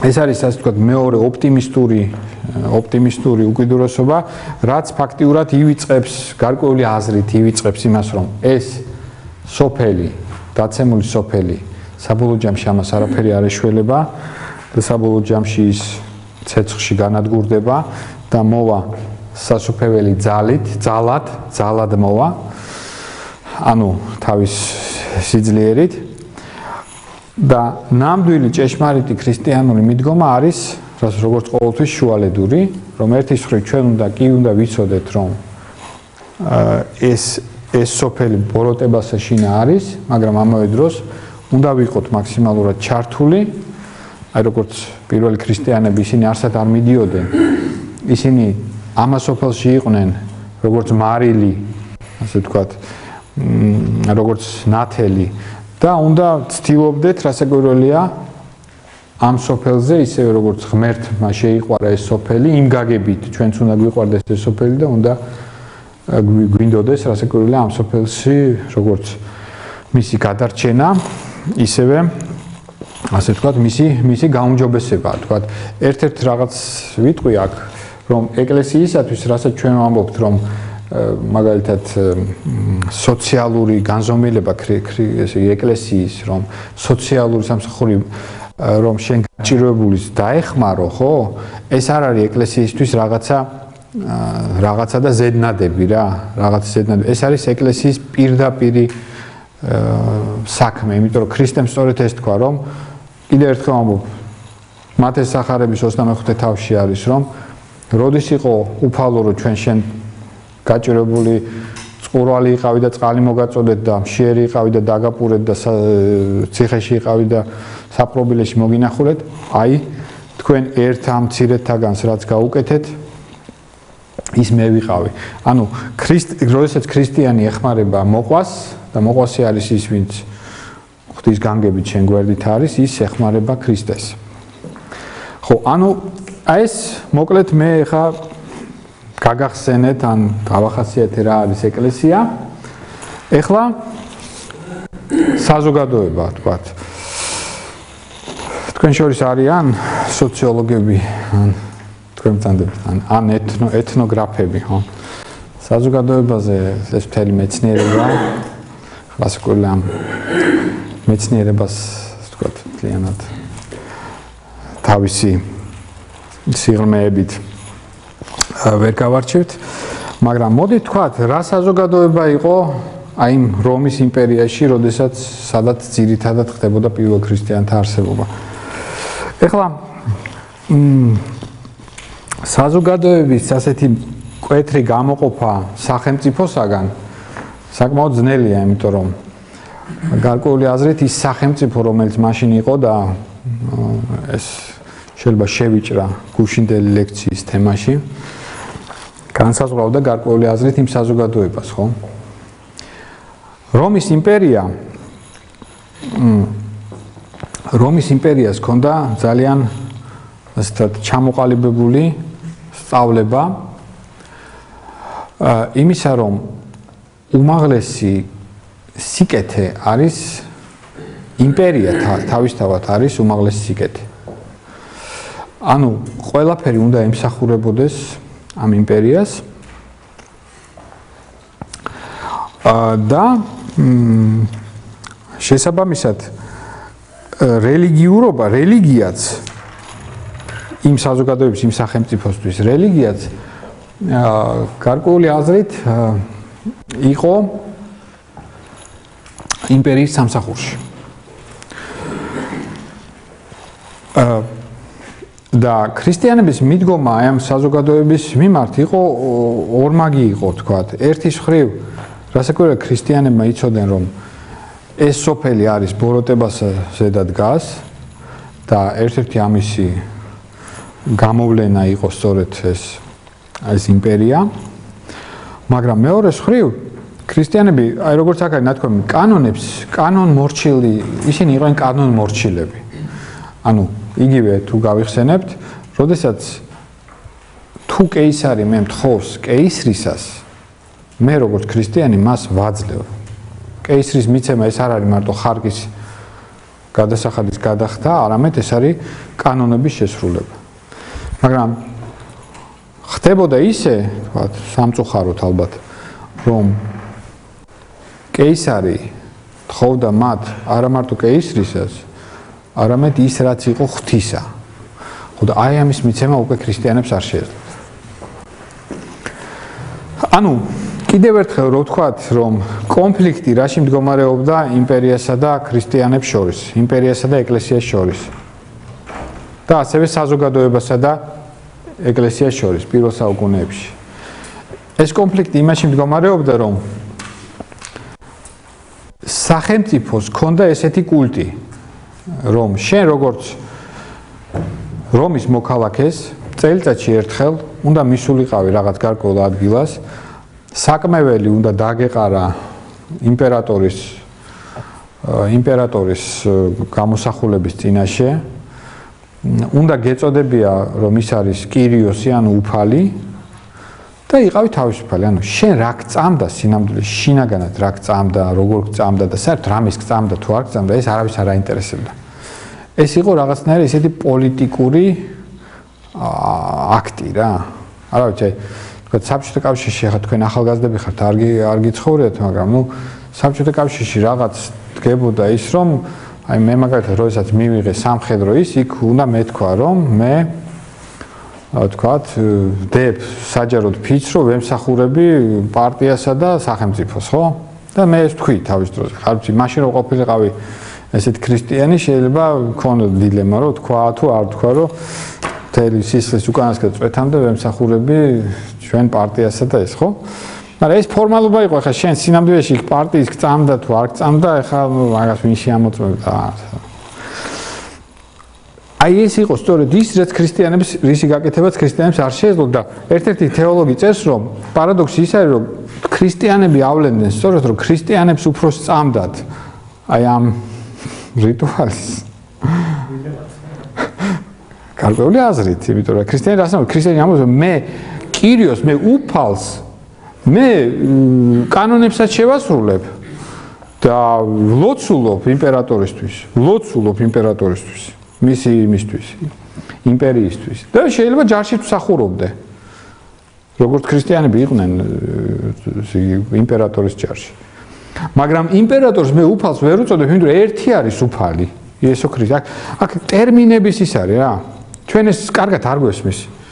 იმიტომ რომ კირიოს, სიტყვა კირიოს ნიშნავდა ბატონს რა, ჩემი ბატონი, ხო? და ქრისტიანები ის არის მხოლოდ ჩემი ბატონი. ან მეორე რამე ავიღოთ, ხო? რას ნიშნავს სასუფეველი? მოვედი სუფევა შენი, ხო? ჩვენ როგორ გვესმის? მოვედი სუფევა შენი, ეს ეკუთვნის რელიგიურ, საეკლესიო, თეოლოგიურ საკითხებს, ხოლო სახელმწიფო სულ სხვა რამეა, ხო? რა კავშირი აქვს სასუფეველთან და სუფევასთან შენთან? მაგრამ თქვენ რო ბერძნული ტექსტი აიღოთ, ბასილეა, ეს არის სახელმწიფო. ეს არის იმპერია. ეს არის რაიხ, მაგალითად, გერმანული რო აიღოთ, იქ არის რაიხ, ხო? იგივე სიტყვაა ზუსტად რაც რომის იმპერია. წარმოგიდგენთ, ხა მე ვარ რომაელი, ვთქვათ, ვიღაც არის რომაელი, რომელიც ამბობს, რომ ბასილეა, ანუ ბასილეა რა არის? ეს არის ერთი ბასილეა, ხო? ეს არის ჩვენი სახელმწიფო, ეს არის ჩვენი სახელმწიფო. და გაჩნდა ვიღაც ხალხი, ну, კაი, პირველ საუკუნეში ძალიან ცოტანი იყვნენ, მაგრამ სულ უფრო და უფრო მრავლდებიან ვიღაც ხალხი, რომლებიც ამბობენ ვიღაცას ლოცულობენ ვიღაც ღმერთსადმი და ამბობენ რომ მოვედინს სუფევა შენი, ამბობენ მოვიდეს შენი ბასილეია, მოვიდეს შენი სამეფო. და ეს ორი სამეფო ერთმანეთში შედის კონფლიქტში. და ეს კონფლიქტი ძალიან კარგად მოჩანს, როდესაც იესო ხდება პილატეს. იესო როდესაც ხდება პილატეს, ხა პილატეს დაღლილი პილატე და რა თავიტკივა და რაღაცა და გვალდებულია რომ დაიცვას სახელმწიფო, ხო? რას ნიშნავს დაიცვას სახელმწიფო? ერთი არის იმპერატორი, ერთი არის მისი ნაცვალი და ვიღაც აქ გამოჩნდა მეფე. იქ მეფის ადგილი აღარ არის. მეფე თუ გამოჩნდა კიდე სხვა, ის უკვე კონფლიქტში შედის იმპერატორთან. არავითარი მეფე არ შეიძლება იყოს, იუდეველთა მეფე შეუძლებელია რომ იყოს. არ უნდა იყოს იუდეველთა მეფე, ეს უკვე ის არის, რა ქვია, აჯანყების სუნი დგას უკვე. კი, იესო კი ეუბნება რომ ჩემი სამეფო არ არის, ესე ანუ იესო მას ცდილობს თუ სწორი სიტყვა, ეუბნება რომ ეს სამეფო საერთოდ არ არის ერთ განზომილებაში შენთან, ის სულ სხვა რამეა.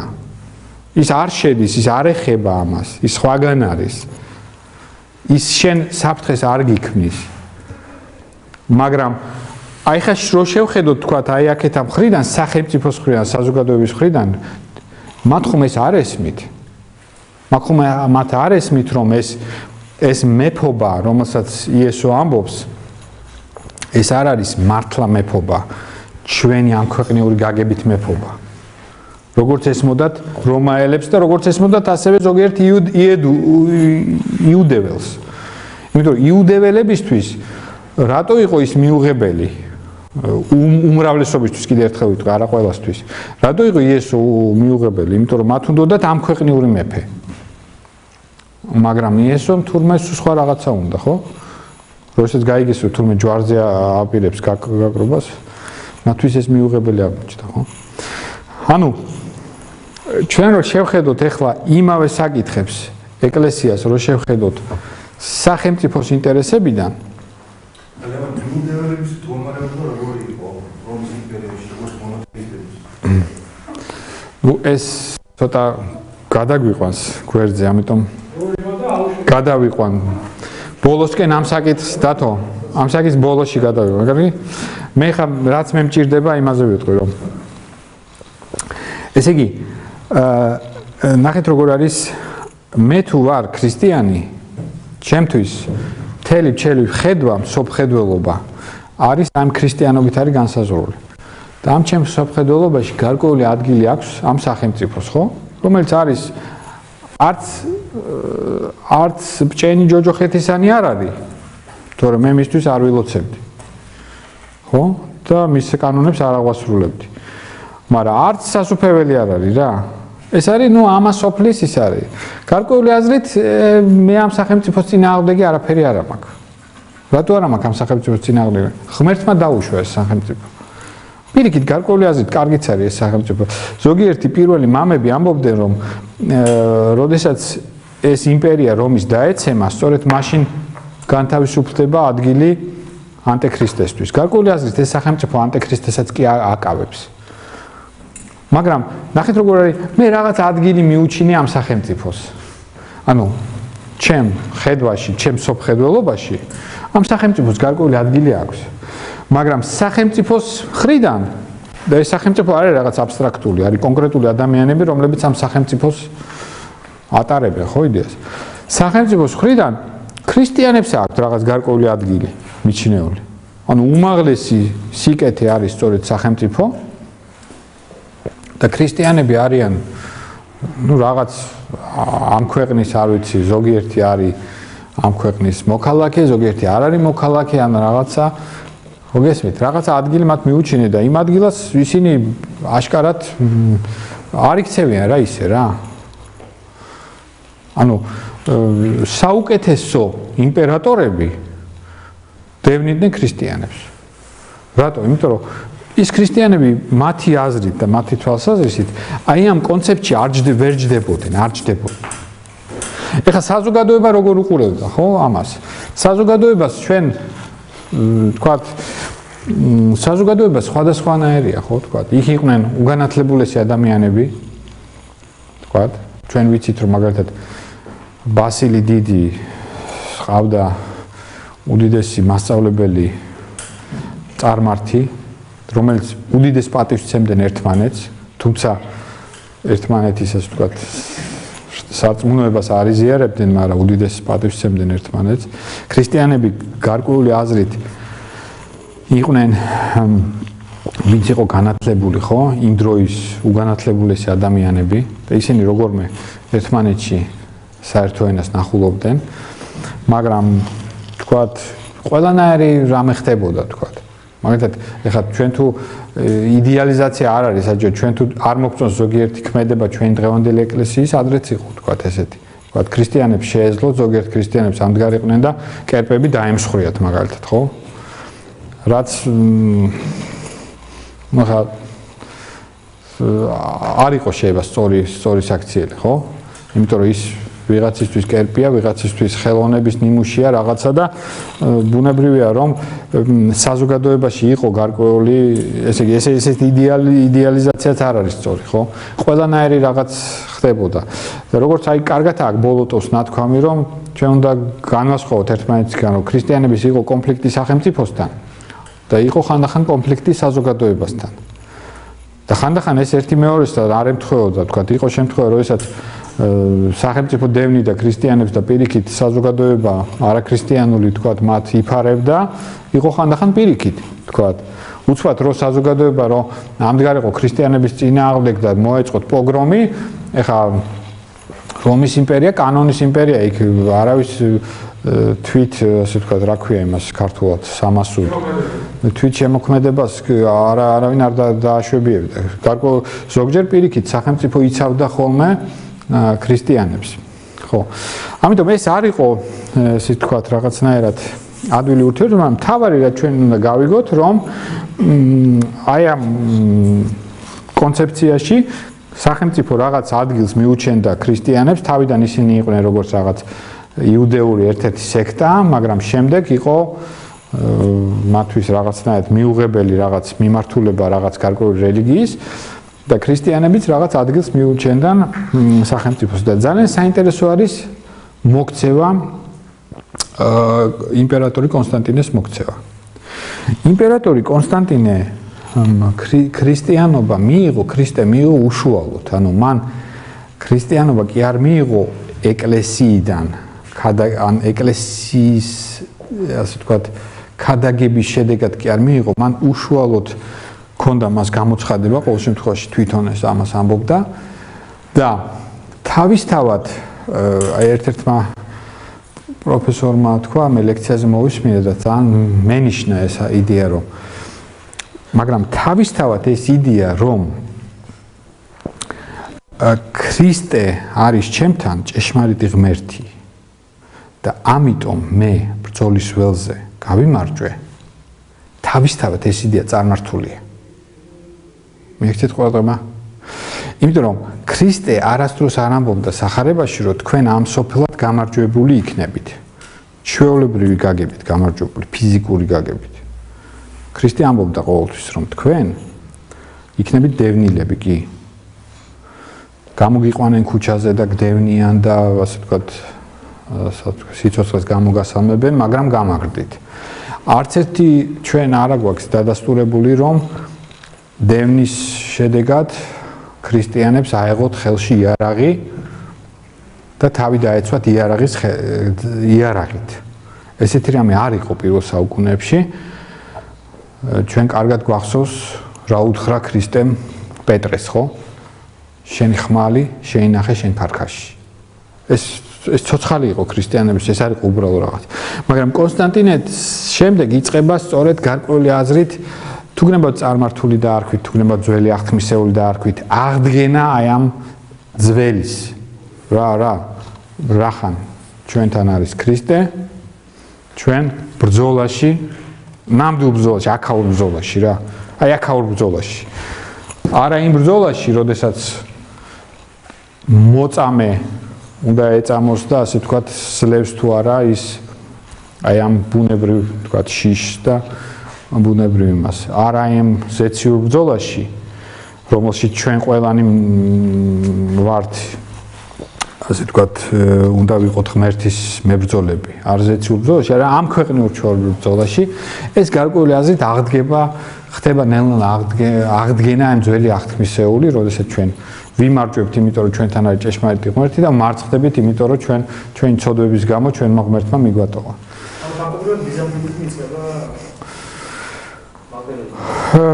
ბიზანტინიზმი ისეთი საკითხია თავისთავად, ხო, ბიზანტინიზმი ეს საერთოდ მე სიტყვა ბიზანტიას ვერიდები, იმიტომ რომ ბიზანტია სიტყვა არის გარკვეული აზრით დამაბნეველი, იმიტომ რომ ეს იმპერია იყო ფაქტობრივად რომის იმპერია იყო.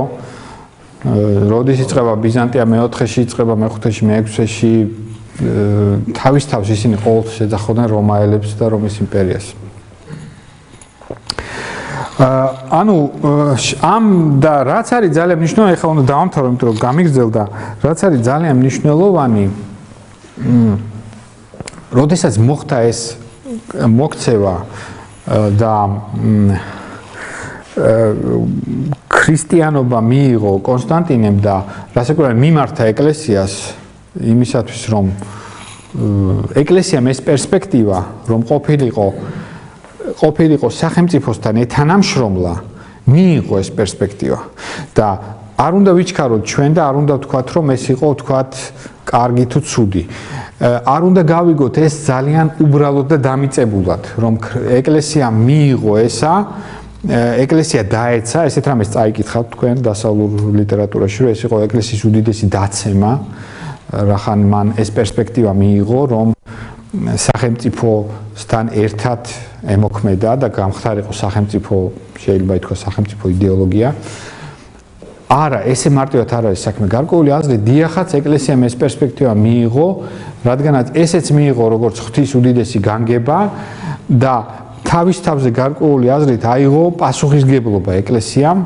ამასოფლისათვის ამჯერად უკვე სახელმწიფოსთან ერთად ეხლა ესეთ რამე გავიგოთ თუნდაც ის რომ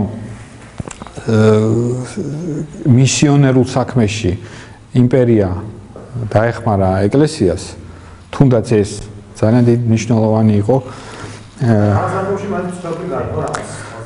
არა სწორედ შემდგომ მოუწევდა ეხლა ჩვენ ამას ყველაფერს ვერ განვიხილავთ მაგრამ ყოველ შემთხვევაში ჩვენ უნდა შევეცადოთ როგორც ჩვენ უნდა ვიყოთ გარკვეულწილად ისტორიკოსები როგორც ისტორიკოსები უნდა შევეცადოთ რომ ისტორიული პერსპექტივა გავითვალისწინოთ თუნდაც ჩავდგეთ სწორედ იმ ეპოქაში იმ თვალებით შევხედოთ ყველაფერს და არა ჩვენი ასე ვთქვათ ჩვენი გადმოსახედიდან და შემდეგ იწყება ეს და რაც თავარია რომ ეკლესიას არ ქონდა თავისი მოძღვრება იმის შესახებ თუ როგორ უნდა იყოს მოწყობილი სახელმწიფო ეს არის ძალიან უმნიშვნელოვანესი ანუ ეკლესია გახდა მთავარი შეიძლება ითქვას და ნუ გავიგებთ ამას ცუდი გაგებით მთავარი იდეოლოგია თქვა თავი რელიგია გახდა სახელმწიფოში ხდება ქრისტიანობა და ეკლესიას არ აქვს წყობრი კონცეპტი როგორ უნდა იყოს მოწყობილი სახელმწიფო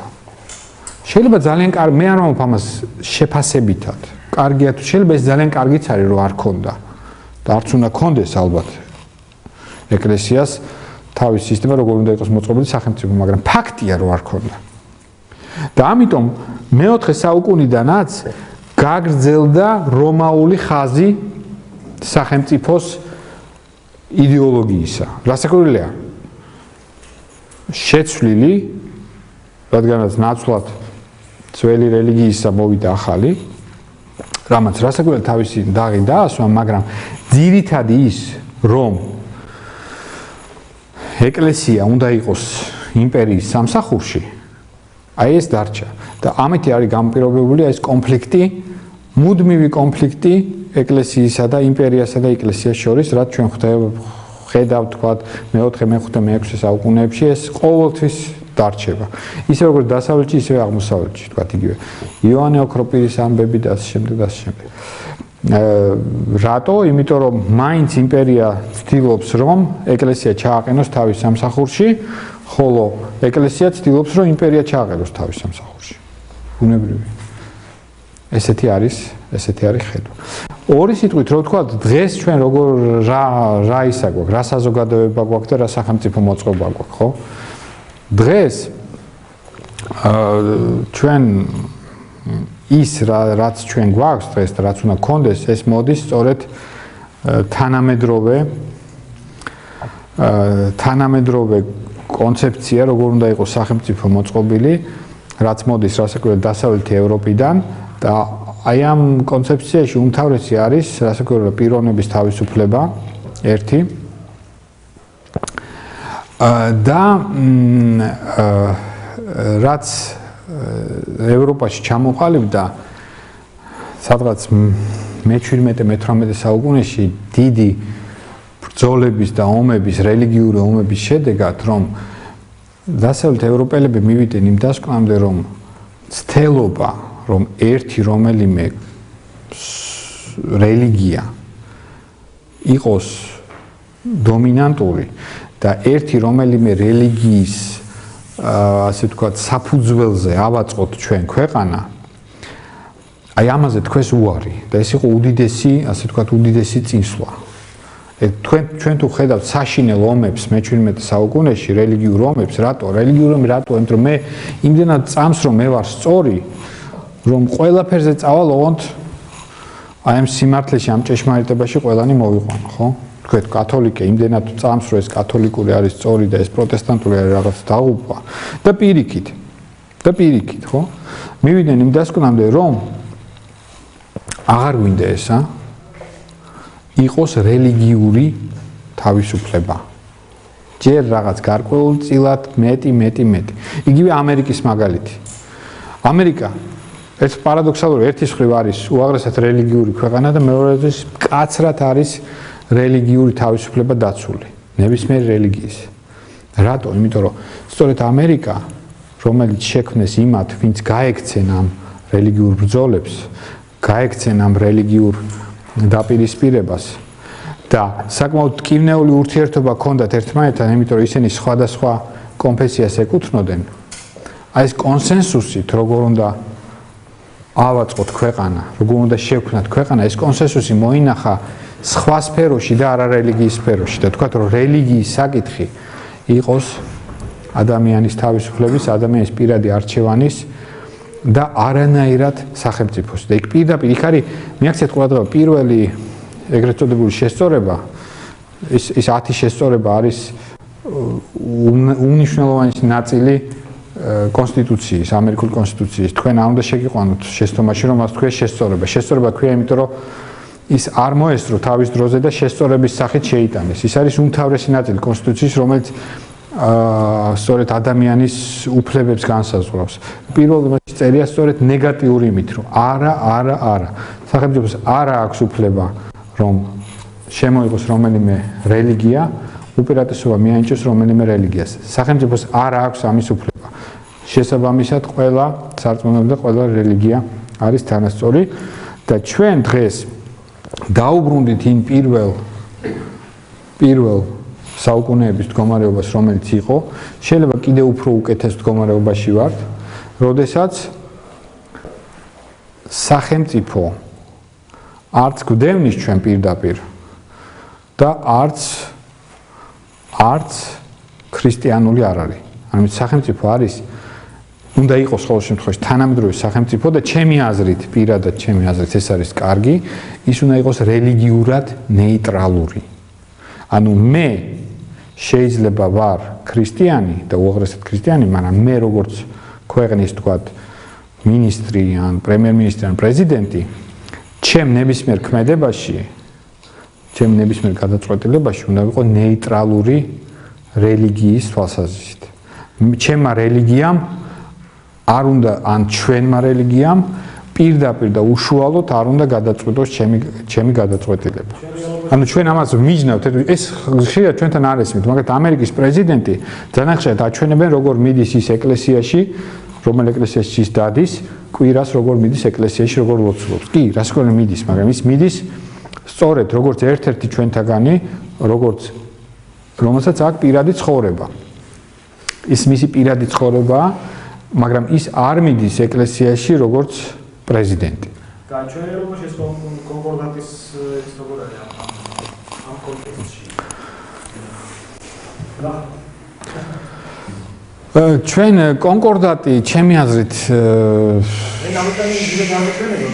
არა, ჩემი აზრით იცით რა არის საქმე ჩვენთან, როდესაც ამბობენ რომ აი იქ ხომ არის გამოყოფილი რელიგია, აქ ხომ არის გამოყოფილი რელიგია, მაგრამ საქმე რა შეიცით რომ აი მიმართულება საითა გვაქვს ეს არის მნიშვნელოვანი. იცით მიმართულება დასავლეთ ევროპაში არის იქითკენ რომ ამ სახელმწიფო რელიგიიდან მივიდეთ სეკულარულ სახელმწიფომდე. თავისთავად სახელმწიფო რო იქნება ნეიტრალური, ეს ამაში არაფერი ანტიქრისტიანული არ არის. ანუ შეიძლება ქვეყანა იყოს რელიგიური და მე პირადად მინდა რომ ქვეყანა იყოს რელიგიური, ქვეყანა რო იყოს ქრისტიანული, მე ეს მინდა პირადად. მაგრამ იმიტომ კი არ უნდა იყოს, რომ სახელმწიფოს აქვს კანონები, რომელიც უპირატესობას ანიჭებს ჩემ ეკლესიას. და მე, ასე ვთქვათ, იქითკენ კრავს ხელს. იმიტომ რომ ჩვენ უნდა ვიყოთ ქრისტიანები, მე ესე მესმის. და ჩვენ უნდა ვეცადოთ, რომ ჩვენს გარშემო უნდა ჭეშმარიტი ქრისტიანები. და არა იმიტომ რომ სახელმწიფო ამას როგორც ასე ვთქვათ, შობელი იქითკენ მიბიძგებს. ანუ ეს ერთმანეთში არ უნდა აგვერიოს და ჩემი აზრით პირიქით მიდის, აი თქვა სკანდინავიის ქვეყნებში პირიქით ცდილობენ რომ ჯერ ფაქტობრივად განთავისუფლდნენ ამისგან, თქვა. ანუ კანონებს აქვს რაღაც ინერციულობა, ხო? თქვა დღეს ინგლისის დედოფალი არის ქვეყნის თავი, მაგრამ რეალურად ის მეფობს, მაგრამ არ ასე ვთქვათ, ხელისუფლება, ძალაუფლებას არ ასე ვთქვათ არ წარმოადგენს რეალურ ძალაუფლებას, მაგრამ ის არის მეფე ქვეყნის, დედოფალი, ხო? ანუ კანონებს ახასიათებს რაღაც ინერციულობა, იმიტომ აი ხა გუშინაც ითქვა, ხა მე მინდოდა ამაზე შენიშნა რაღაც მეთქვა, მაგრამ გუშინაც ითქვა, რომ ინგლისში ესეთი მოდელიაო, რომ დედოფალი არის ეკლესიის თავი, მაგრამ რაში გამოიხატება ეს რეალურად? რომელ სინოდზე გამოდის დედოფალი, რას წყვეტს? დედოფალი არაფერს არ წყვეტს ეკლესიის საქმეებში. ისევე როგორც არ წყვეტს არაფერს სახელმწიფო საქმეებში. ახლა უშუალოდ არ წყვეტს, შეიძლება თავისი ავტორიტეტით რაღაც გავლენები აქვს, მაგრამ უშუალოდ არ ერევა არანაირად. ანუ ტრენდი არის აქეთკენ. კი ბატონო, ერთობის სიმბოლოა, ხო? აი მაგალითად კაბინეტ, მინისტრთა კაბინეტს ასე ვთქვათ დედოფალი აძლევს თავის იმას, რა ქვია, როგორ არის ქართულად, აძლევს იმისაც, რომ მინისტრთა კაბინეტმა დაიწყოს მუშაობა, დედოფლისგან უნდა მიიღოს ამისი ნებართვა და უფლება, ხო? ეს დღემდე არის ეს, მაგრამ ეს ხო არ ნიშნავს, რომ რეალურად მართლა ესეა, ხო? დედოფალი კითხულობს სახელმწიფო იმას პროგრამას, რომელსაც წერს გამარჯვებული პარტია, ხო? ანუ კი ჩვენ პატივს ვცემთ ამ ტრადიციას, მაგრამ ეს არის ტრადიცია, ეს არის ინერცია. შეიძლება ეს დარჩეს კი. უბრალოდ ტრადიციულ ორი ინსტიტუცია შეერთებული ერთად ინტეგრირდება საზოგადოებაში დედოფლით? არა, დედოფლით არა, უბრალოდ იცით რა აი ეს რომ როგორც ავტორიტეტის მიერ ამ საზოგადოებამდე ამის ხერხი. არა, ხერხზე არ არის, მე მგონი, რა ვიცი, მე არა ვარ ხა ამის სპეციალისტი, მაგრამ ჩემი აზრით თავარი ის არის, რომ თქვათ, იმ საზოგადოებამ, იმ სახელმწიფომ შეინარჩუნა ის, რაც იყო 300-400 წლის წინ. როდესაც მართლა მეფეს ჰქონდა რეალური ძალაუფლება. ის უბრალოდ დატოვა ის ყველაფერი, მაგრამ ნელა ასე ვთქვათ, დემოკრატიულად არჩეულმა, ასე ვთქვათ, პარლამენტმა თელიანად ძალაუფლება აიღო და მეფეს აღარ დარჩა რეალური ძალაუფლება. ეხლა როგორ მოხდა ეს, რამდენად ნებაყოფლობით თუ არანაირ ეს სხვა საკითხია, მაგრამ მათ უნდათ რომ ეს ფორმა დარჩენილი იყოს. 2000 წელს იყო მაგალითად ავსტრალიაში იყო რეფერენდუმი. ავსტრალიას უნდა თუ არა გახდეს რესპუბლიკა. დღესაც ავსტრალია ითვლება. ავსტრალიაში ვინ არის პირველი პირი, იცით?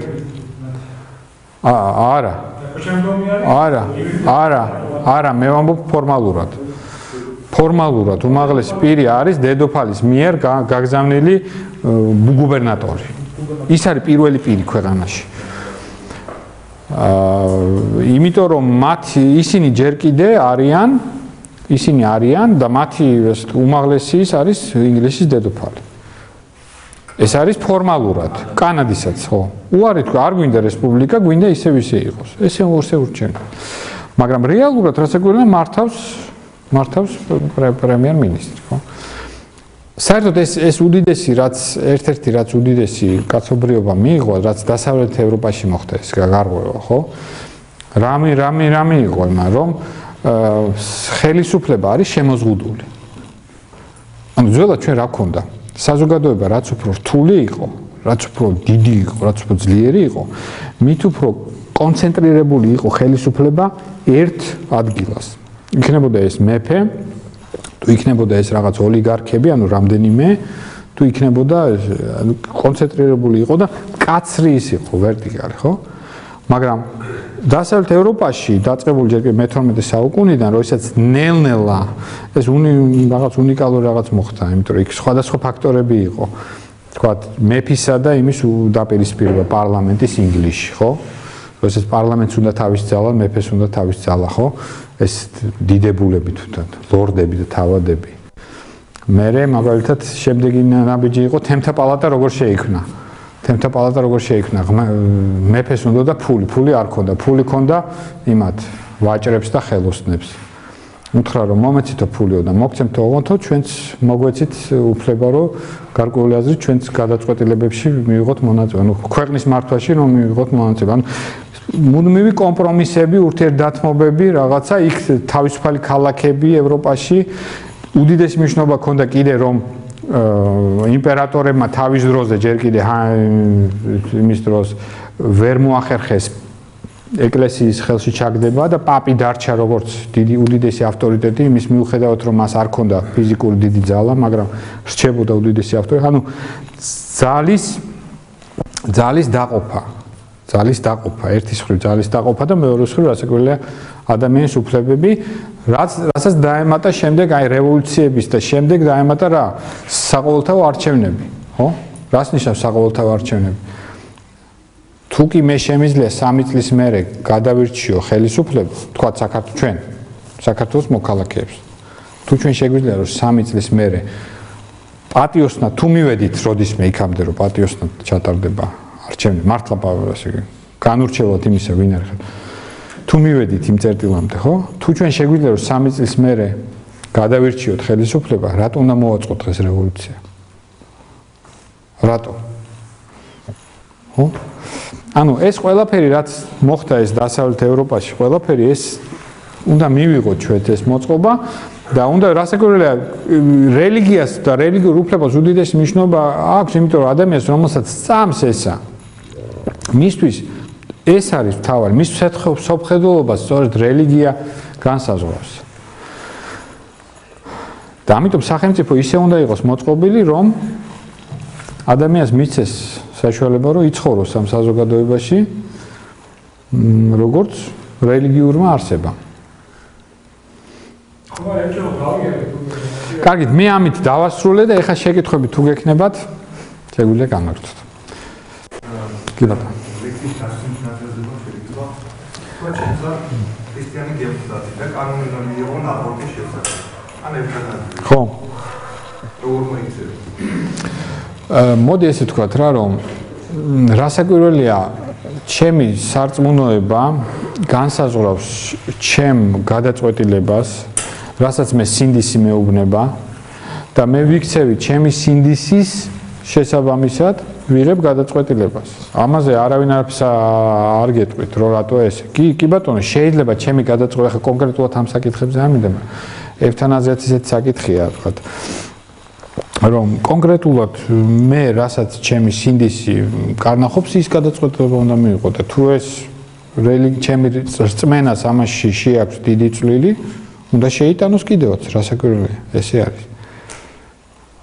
მანდ მე საერთოდ იცით როგორ არის, აი მე პარლამენტში მუშაობდი 12 წელი და ძალიან ისეთი, ახლა ჩვენთან ისე არ არის ეს ჯერ ძალიან ახალი სახელმწიფოა ეხლა დღევანდელი, მაგრამ სადაც ხვდებოდი სხვა ქვეყნებში, აუცილებლად მივდიოდი პარლამენტში და ის ძალიან მნიშვნელოვანია პარლამენტის გადაწყვეტილება როგორ არის, რომ მე ვარ დეპუტატი და უნდა მივიღო გადაწყვეტილება რაღაც, მაგალითად ბუნების დაცვაში, მაგალითად არის გლობალური კლიმატის ცვლილებაზე, უნდა მივიღოთ გადაწყვეტილება. ჩვენა ვართ მანდატი, ჩვენ გვაქვს ხალხისგან, ჩვენ გვაქვს მანდატი. მაგრამ ჩვენ შორის მეცნიერი ცოტაა. ვისაც შეუძლია რომ კლიმატზე რაღაცა ისა, ხო? ერთი ეგეთი მეცნიერი არც არის, თქვა, ფიზიკოსი, ბიოლოგი, ქიმიკოსი, მეტეოროლოგი, რა ვიცი, როგორ უნდა მივიღო მე ეს გადაწყვეტილება? არის კვლევითი ექსპერტთა ისა, კვლევითი ისა, უშველებელი ამერიკაში არის უშველებელი. ისინი მე ყველაფერს მომიმზადებენ. მაგრამ გადაწყვეტილება მე უნდა მივიღო. ის მეცნიერები ვერ მიიღო, იმათ მანდატი არ აქვს. ეს არის ურთულესი საკითხი, რომ მათ უნდა ერთის მხრივ უნდა სამეცნიერო დონიდან ჩამოიტანონ საკითხი პოლიტიკურ დონეზე, რომ ნებისმიერ არ აქვს მნიშვნელობა, შეიძლება მე იურისტი ვარ, შეიძლება მე ისა ვარ, გლეხი ვარ. რა მნიშვნელობა აქვს, მე ხალხმა ამირჩია.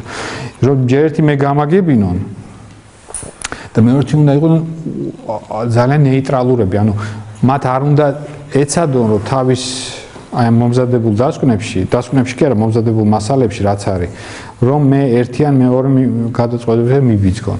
ეს არის ურთულესი საერთოდ პროცესი, აი ნებისმიერ საკითხზე და ჩვენ ვირჩევთ დეპუტატებს და იმ დეპუტატებმა უნდა გადაწყვიტონ ისე, როგორც მათ სინდისი კარნახობთ, ხო?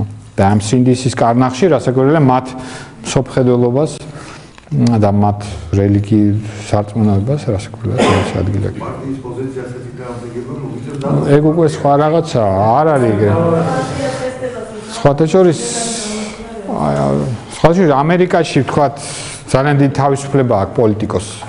ამერიკაში ჩვენ ვამბობთ რომ ორი პარტია ამარა, სინამდვილეში იმ ორ პარტიაში ერთის ხრივ ერთი პარტია იმ გაგებით რომ ორივეს ერთი და იგივე კონსტიტუციას აღიარებს, მაგრამ მეორეს ხრივ ერთ პარტიაში თქვა იგივე რესპუბლიკურ პარტიებში არის შიდა მრავალი ისინი. ორი პარტია მაგრამ საბჭოები მაგათანადიან ორივე. იგავ საერთოდ და იგივე საერთოდ საბჭოები მაგიო საერთოდ. ასე რომ ფიზიკალურად საბჭოები არაერთი მიღება აღარ აქვს.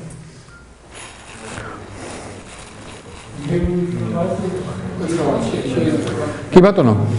ჩვენ ახსენეთ ბოლოს რომ ეკლესიაზე საუბრობთ, ეკლესიის თავარ დანიშნულებთან ეფესის თვითონ ეკლესიის თავარი მიზანი არის სოციალური მსახურება. ერთ-ერთი უმთავრესია. ხო, ანუ ორგანულია მისი და არა თქვათ ზედმეტი. ისე გაისმარეს თავარი. არა, ერთ-ერთი უმთავრესი. ხშირად ეკლესიას საყოველთაოდ ხოლმე დღეს რომ მას სოციალურ მსახურებაში ისეთი არ არის როგორც უნდა იყოს. ეს სხვა საკითხი არის. უბრალოდ ყოველ მას რო ეს ის უპირველესი დანიშნულება. ეს რო გავუნიშნოთ, აი მაგალითად თქვენ მოიყვანეთ მათე სახარებიდან რომ განკითხვაზე განიკითხება ადამიანი მის მიხედვით როგორ მოყვასთან რა ურთიერთობა გვაქვს. მაგრამ აი მაცხოვარი ერთ-ერთ ეპიზოდში როცა თქვა მასთან მიიყვანეს დავდომილების ნეულები რამდენიმე განკურნა, მაგრამ გამოვიდა აღარ მახსოვს რომ სახარებაში სადაც გამოვიდა და მოციქულებს ესეთი რაღაც უთხრა. წავიდეთ, გავეცალოთ, რადგან აღვასრულო ის, რისთვისაც მოვივლინე. ანუ სოციალური მსახურება დატოვა და წავიდა. ერთი მდიდარი მივიდა შვილის განკურნება თხოვა და როდემდე ვიყო მე თქვენთან. ან თითქოს აი ეს სოციალური მსახურება იყო ან არ იყო თავარი და ეს მინდა რომ კარგად ხო, გასაგებია მესმის. იცით რა არის სოციალური მსახურება აქ არის მოყვასის აქ ლაპარაკია მოყვასის სიყვარულზე. ხა თქვენ მაგალითები რაც მოიყვანეთ იქ მაგალითად როდემდე ვიყო თქვენთან აქ ლაპარაკია იმაზე აქ არ არის აქ ლაპარაკია განკურნებაზე, ხო, განკურნება ეს არის სასწაული. განკურნება ეს არის სასწაულის ცნება, რაც არ არის თლათ სოციალური მსახურება და არ არის თლათ მოყვასისადმი თქვა წყლის მიწოდება, ხო? და თანაც თქვენ რო თქვით, რომ როდემდე ვიყო თქვენთანო ამავე დროს იმ განკურნა მე ის ახალგაზრდა განკურნა იქ. მაგრამ თავარი ეგ არ არის, თავარი იქ და რატო თქვა ეს, ან თქვათ იქ სწორედ ის არის იმ ეპიზოდში, რომ მან სასწაული არ მოახდინა იქ, სადაც არ იყოს საჭირო სასწაულის მოხდენა. აქ მან ლაპარაკია უფრო სასწაულზე, თქვა განკურნებაზე, ვიდრე პურით დაპურებაზე, ესე იგი შენ თუ გაქვს პური და შენ გვერდით არის მოყვასი და შენ მას არ უწილადე, ამაზეა ლაპარაკი. სოციალური მსახურება, ეკლესიის სოციალური მსახურება მოდის მოყვასის სიყვარულიდან ამოდის. მე ამას ვამბობ, ანუ ქრისტიანი ვალდებულია რომ მის გარშემო ვინც არის მოყვასი ვინ არის, ვინც არის გერმანულად არის next, ანუ შენ გვერდით ვინც არის, ხო? შენ გვერდით ვინც განგება მოახდინე, იმას უნდა გაუწოდო დახმარების ხელი, მიაწოდო წყალი, მიაწოდო პური, ჩააცვა, ხო? ეხლა ეგეთი რამე მე სახარებაში არ მახსენდება. სახარებაში არის რომ ქრისტემ ზოგჯერ ხდება ისეთი რაღაც სახარებაში, რომ ქრისტე არ აღასრულებს იმ სასწაულს, რომელსაც მისგან მოითხოვენ. და არ აღასრულა მან სასწაული ურწმუნოებისათვის მათისაა, თქვა. ზოგიერთ საკითხი აი თქვა ფარისევლები თხოვდნენ მათ სასწაულს და ის არ აკეთებდა იქ სასწაულს, ხო? ამაზე აქ ლაპარაკი, რომ განკურნება ეს არ არის ასე ვთქვათ მოყვასისადმი პურის მიწოდება. განკურნება ეს არის ღვთის სასწაული, ეს სხვა რამეა. ეს არის სასწაულია. ერთგვარ სოციალურ მსახურებას სახურავს. არა, ეს სასწაულია, ეს არ არის. ანუ ეკლესიაში და საქმიანობაში ეწევა საკრამენტალურ იმას. შიდა ეკლესიაში და საზოგადოება ეწევა საკრამენტალურ საქმიანობას, იქ არის ძირითადად ეს და გარე საზოგადოებას რომელიც ეკლესიის შიგნით არ არის, მისი შეხედვის წერტილი არის სწორედ სოციალური მსახურება ძირითადად თავისი. როგორც საოცრებელი ფორმა. და ეს სასწაული არის უფრო საკრამენტალური სფერო. ანუ მე არ მახსენდება სახარებაში სად არის რომ თქვა ქრისტეს ჰქონდა პური გვერდზე იყო მშიერი და არ მისცა. აი ეგ არ მახსენდება რომ ქრისტემ რომ არ აღასრულა სასწაული ეს არის კი. აი სოციალურ მსახურებას ქრისტე ხომ მიჩნევს რომ თუ ნახეთ შეშორებით გარშემო. აი ეს ხო? აი ის არის სასწაული. თქვენ რას ამბობთ? მე ვერ გავიგე ალბათ. აქცენტები მინდა რომ სწორად დავსვათ. კი ბატონო. როცა ვიზახით რომ თავარი ანუ შეიძლება ცუდად გაისმის საზოგადოებაში და ეს მინდოდა რომ ეს როცა ვამბობ რომ თავარი არის სოციალური ერთ-ერთი მთავარი სოციალურ მსახურებაში მინდება ეკლესიის ბუნება ეკლესიის ხო ანუ ამის თქმა მინდოდა რომ იქ ესე რომ გაიცნო მინდოდა რომ გაგაგვიჟღო ეს ხო აი მაგალითად პირველ ეკლესიაში რა იყო პირველ ეკლესიაში აი ყველას მიქონდა ეკლესიაში რაც მას ქონდა აი ეს ჩვენ გვაქვს მაგალითად ზოგს მოგინა პური ზოგს მიქონდა ღვინო ვისაც არაფერი არ ქონდა, იმას მიქონდა წყალი. აი ესეთი იყო მოწყობილი. შემდეგ ეს ეკლესია არ იგებდა ამას, გაჭირვებულებს ურიგებდა. ანუ ეს არ არის ერთ-ერთი წმინდანს ეუნებიან, რომ რაღაცაო შემოწირულობებიო, რაღაცა ესე იგი მოგედ ვიღაცა მღვდელმა თუ დიაკონმა რაღაც არასწორად იმას ქნაო რა. ჯიბეში ჩაიდო, ნუ თქვენებოთ რო თქვა. იმან თქვა რა საკეთებთ, თქვენ წარმოგიდგენიათ რა საკეთებთო? ეს ეკლესიის შემოწირულობა ეს არისო გაჭირვებულებისთვის არისო.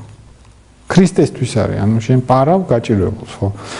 ხო, ამიტომ მე რას ვამბობ, მე იმას ვამბობ, რომ ეს რატო თქვი საერთოდ ეს, რომ ჩვენთან რო არის ესეთი გაგებაა, რომ ჩვენი ეკლესია რაღაცნაირად ყოველ შემთხვევაში ამ არ ვიცი 70 წლის განმავლობაში თუ 200 წლის განმავლობაში აი ამ ნაკლებად იყო ჩართული აი ამ სოციალური საბჭოთა კავშირში საერთოდ აკრძალულიც კი ქონდა ეკლესიას. ეკლესიას საერთოდ ნებისმიერი მოქმედება მათ შორის ასე ვთქვათ მათ შორის ქველმოქმედება ეკლესიის ფარგლებს გარეთ ქონდა აკრძალული.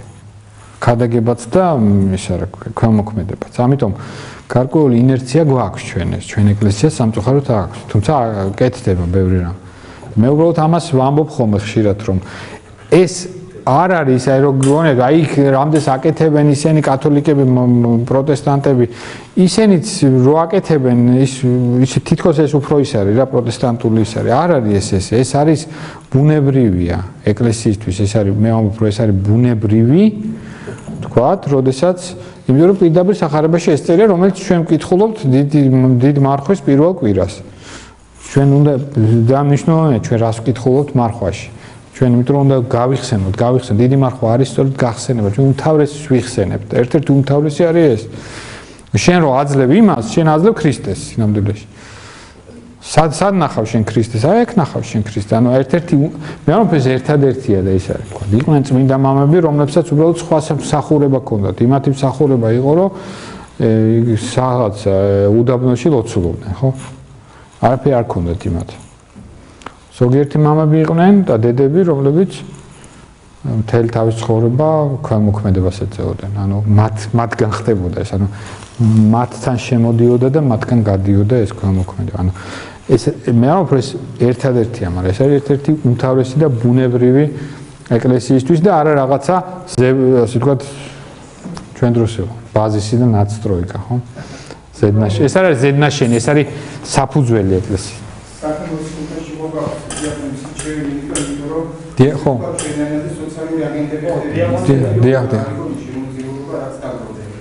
აი, რომლის საზოგადოებაში როგორ შეიძლება ის თავარი დანიშნული ეკლესიის ასაკობრივ განსაზღვრება რაც გვაქვს პავტელოს კულმა კვარტალის წელებში როგორ საზოგადოების ეკლესია არის ან პატრიარქი ან საპატრიარქო ანუ ინსტიტუციონალური ორგანიზაცია და არის მართლაც არის ჭეშმარიტი არც ეკლესია და სხვა ასპექტებში შეიძლება განმარტოს საზოგადოების უწოდებაა როგორ შეიძლება ამის ეს ეკლესიის ფუნქციონირება თუ რა პრობლემა არის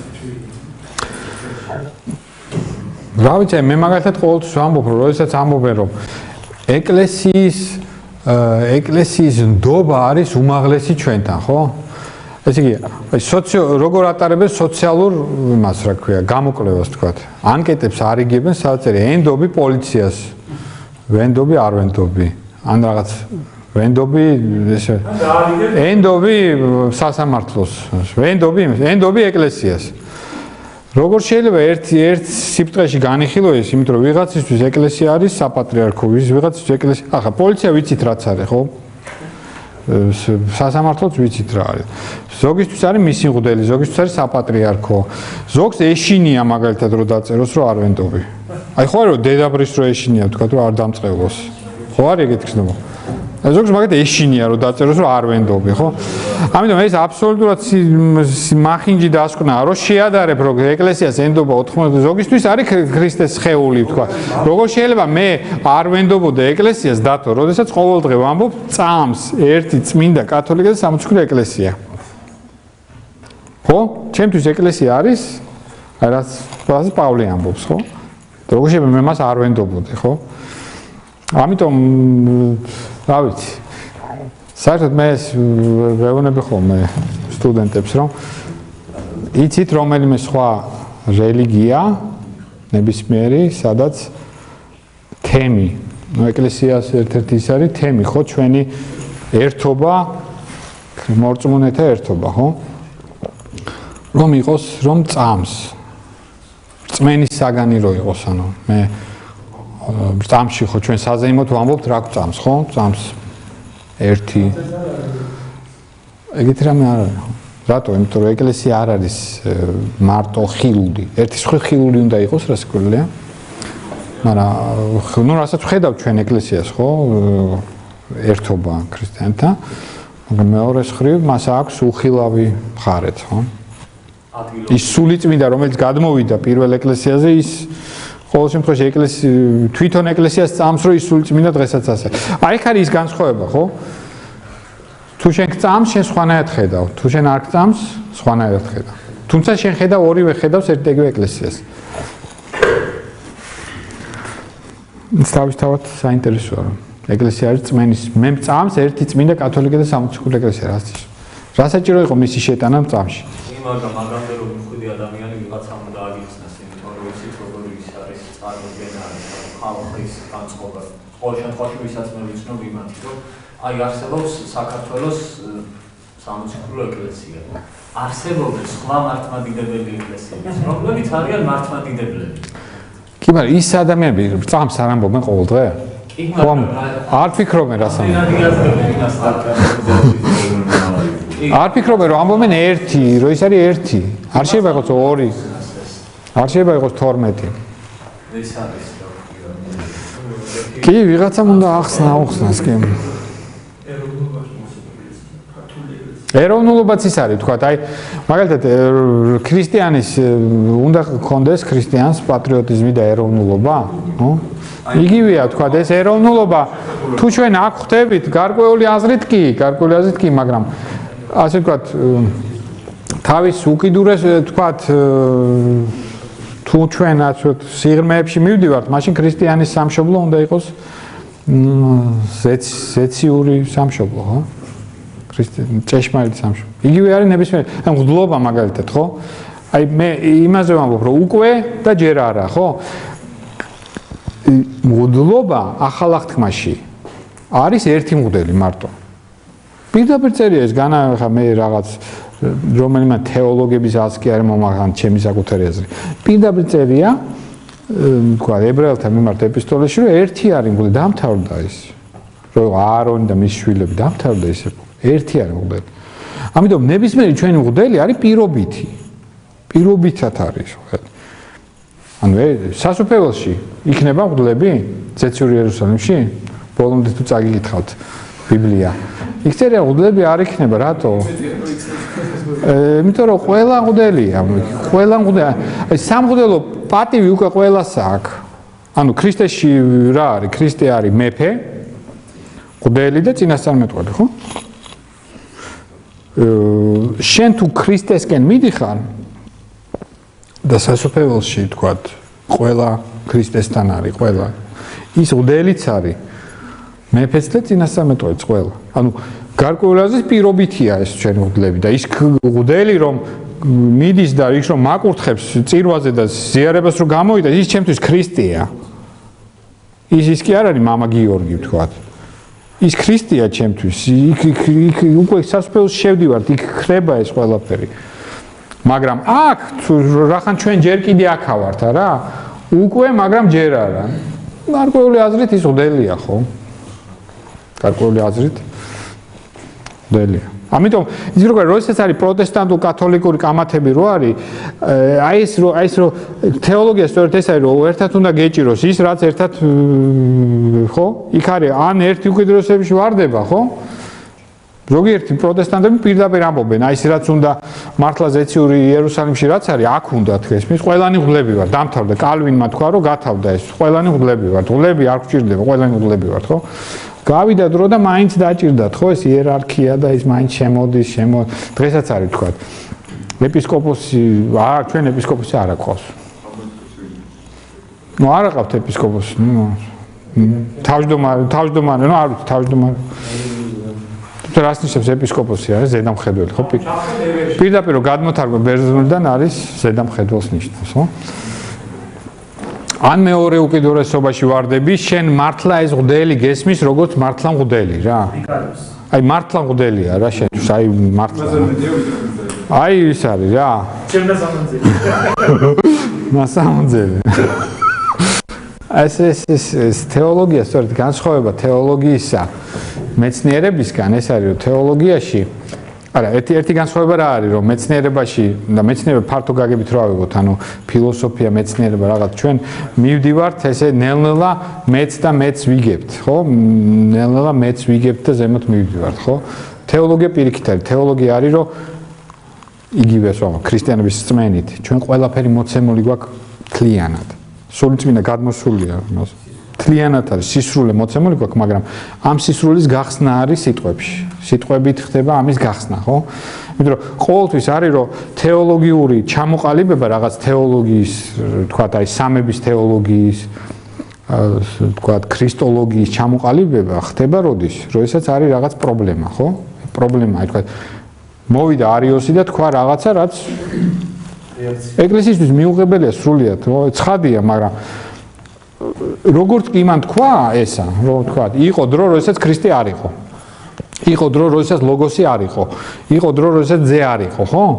ეკლესია მიმწოში უარყო, ეს არ არის ჩემი სწავლება, ეს სხვა რაღაცაა, მაგრამ აბა შეისწავლება როგორ არის გენცვალე? იძულებული გახდა ჩამოაყალიბებინა. 10 წლეულები დაჭირდა და ისეთი უშველებელი გონებები დაჭირდა, როგორც ის რომ ეს ჩამოაყალიბეს სიტყვებით. როგორ არის? და იქაც ამბობენ, რომ ბოლომდე ამას ვერც გამოთქვამ. კი, ჩვენ ეს გამოვთქვით, მაგრამ ბოლომდე ვერ გამოვთქვამთ. ეს არის სწორედ. თუმცა ეხა მეცნიერებაც იქამდე მივიდა რა. ნაწილაკია თუ ტალღა ვერ იტყვი, ორივე უნდა გეჭიროს, ხო? გონება ან იქით ვარდება, ან აქეთ. კვანტურ ფიზიკაში ხა უკვე კაცობრიობა მივიდა იქამდე, ანუ აღმოაჩინა ისა და თვლის ზუსტად და კარგად იმას, რაც ბოლომდე გონებაში ვერ ჯდება. ისე როგორც ვერ ჯდება გონებაში, როგორ არის იესო ქრისტე სრული ღმერთი და სრული კაცი, ხო? გონება აუცილებლად ვარდება ან აქეთ, ან იქით. ბრძნელი ამის დაჭერა ერთად, ხო? კი უნდა დავიჭიროთ რა თქვენ.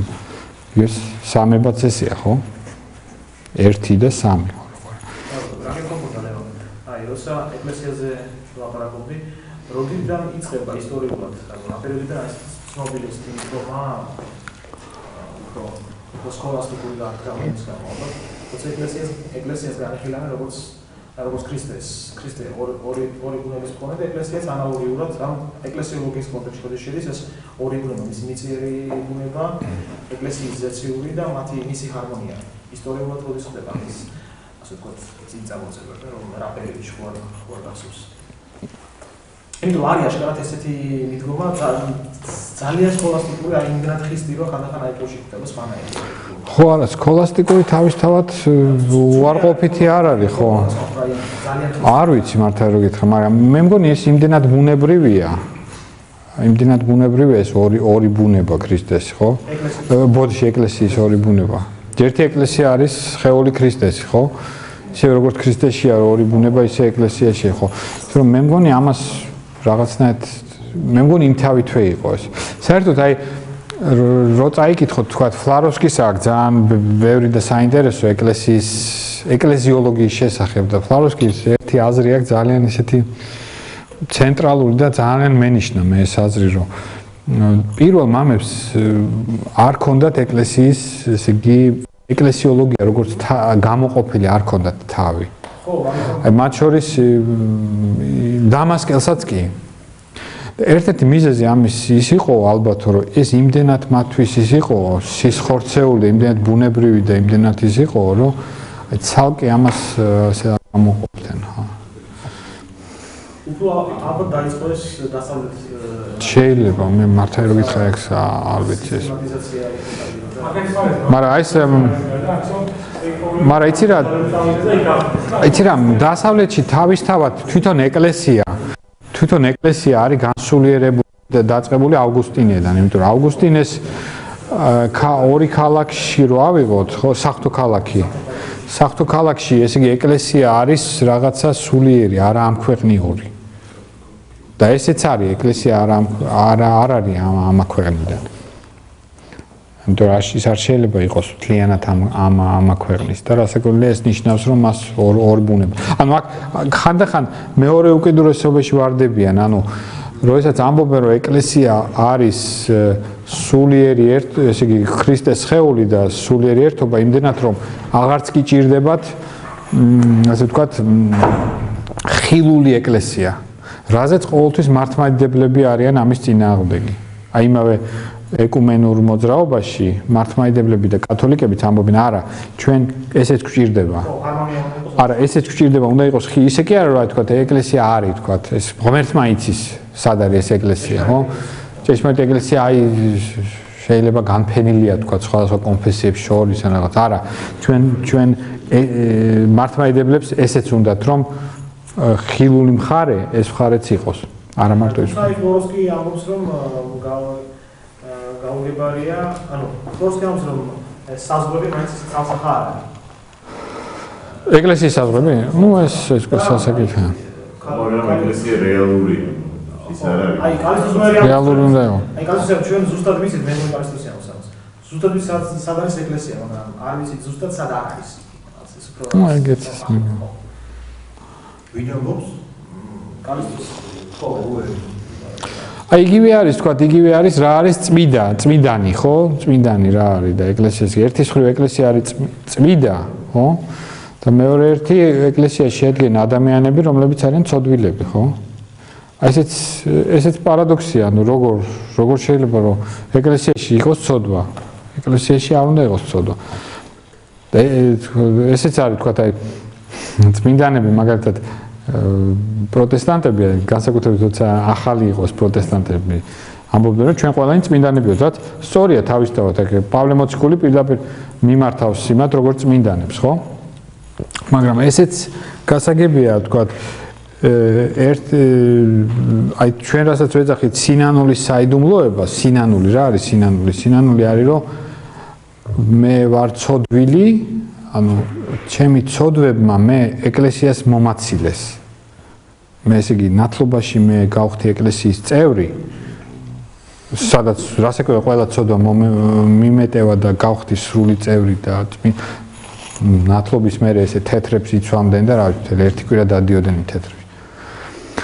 მაგრამ აი სინანულის გზით მე უბრუნდები ეკლესიას. ანუ მე კიდევ ერთხელ სინანულის საიდუმლოება დააკავშირებულია ნათლობასთან. ანუ მე ეკლესია მომიტევა ეს ჩემი ცოდვები და ამიტომ მე ისევ დაუბრუნდი მე ეკლესიას. ეს მარადიული ის არის, რო თქვა, ცოდვები მაცილებს ეკლესიას, ხოლო სინანული მაბრუნებს ეკლესიას. ეკლესია წმინდაა. ეკლესიაში არ არის ცოდვა. რაც თავისთავად ეს არის.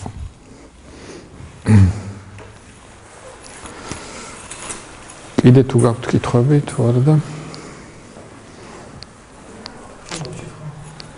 როგორც მეთქვა.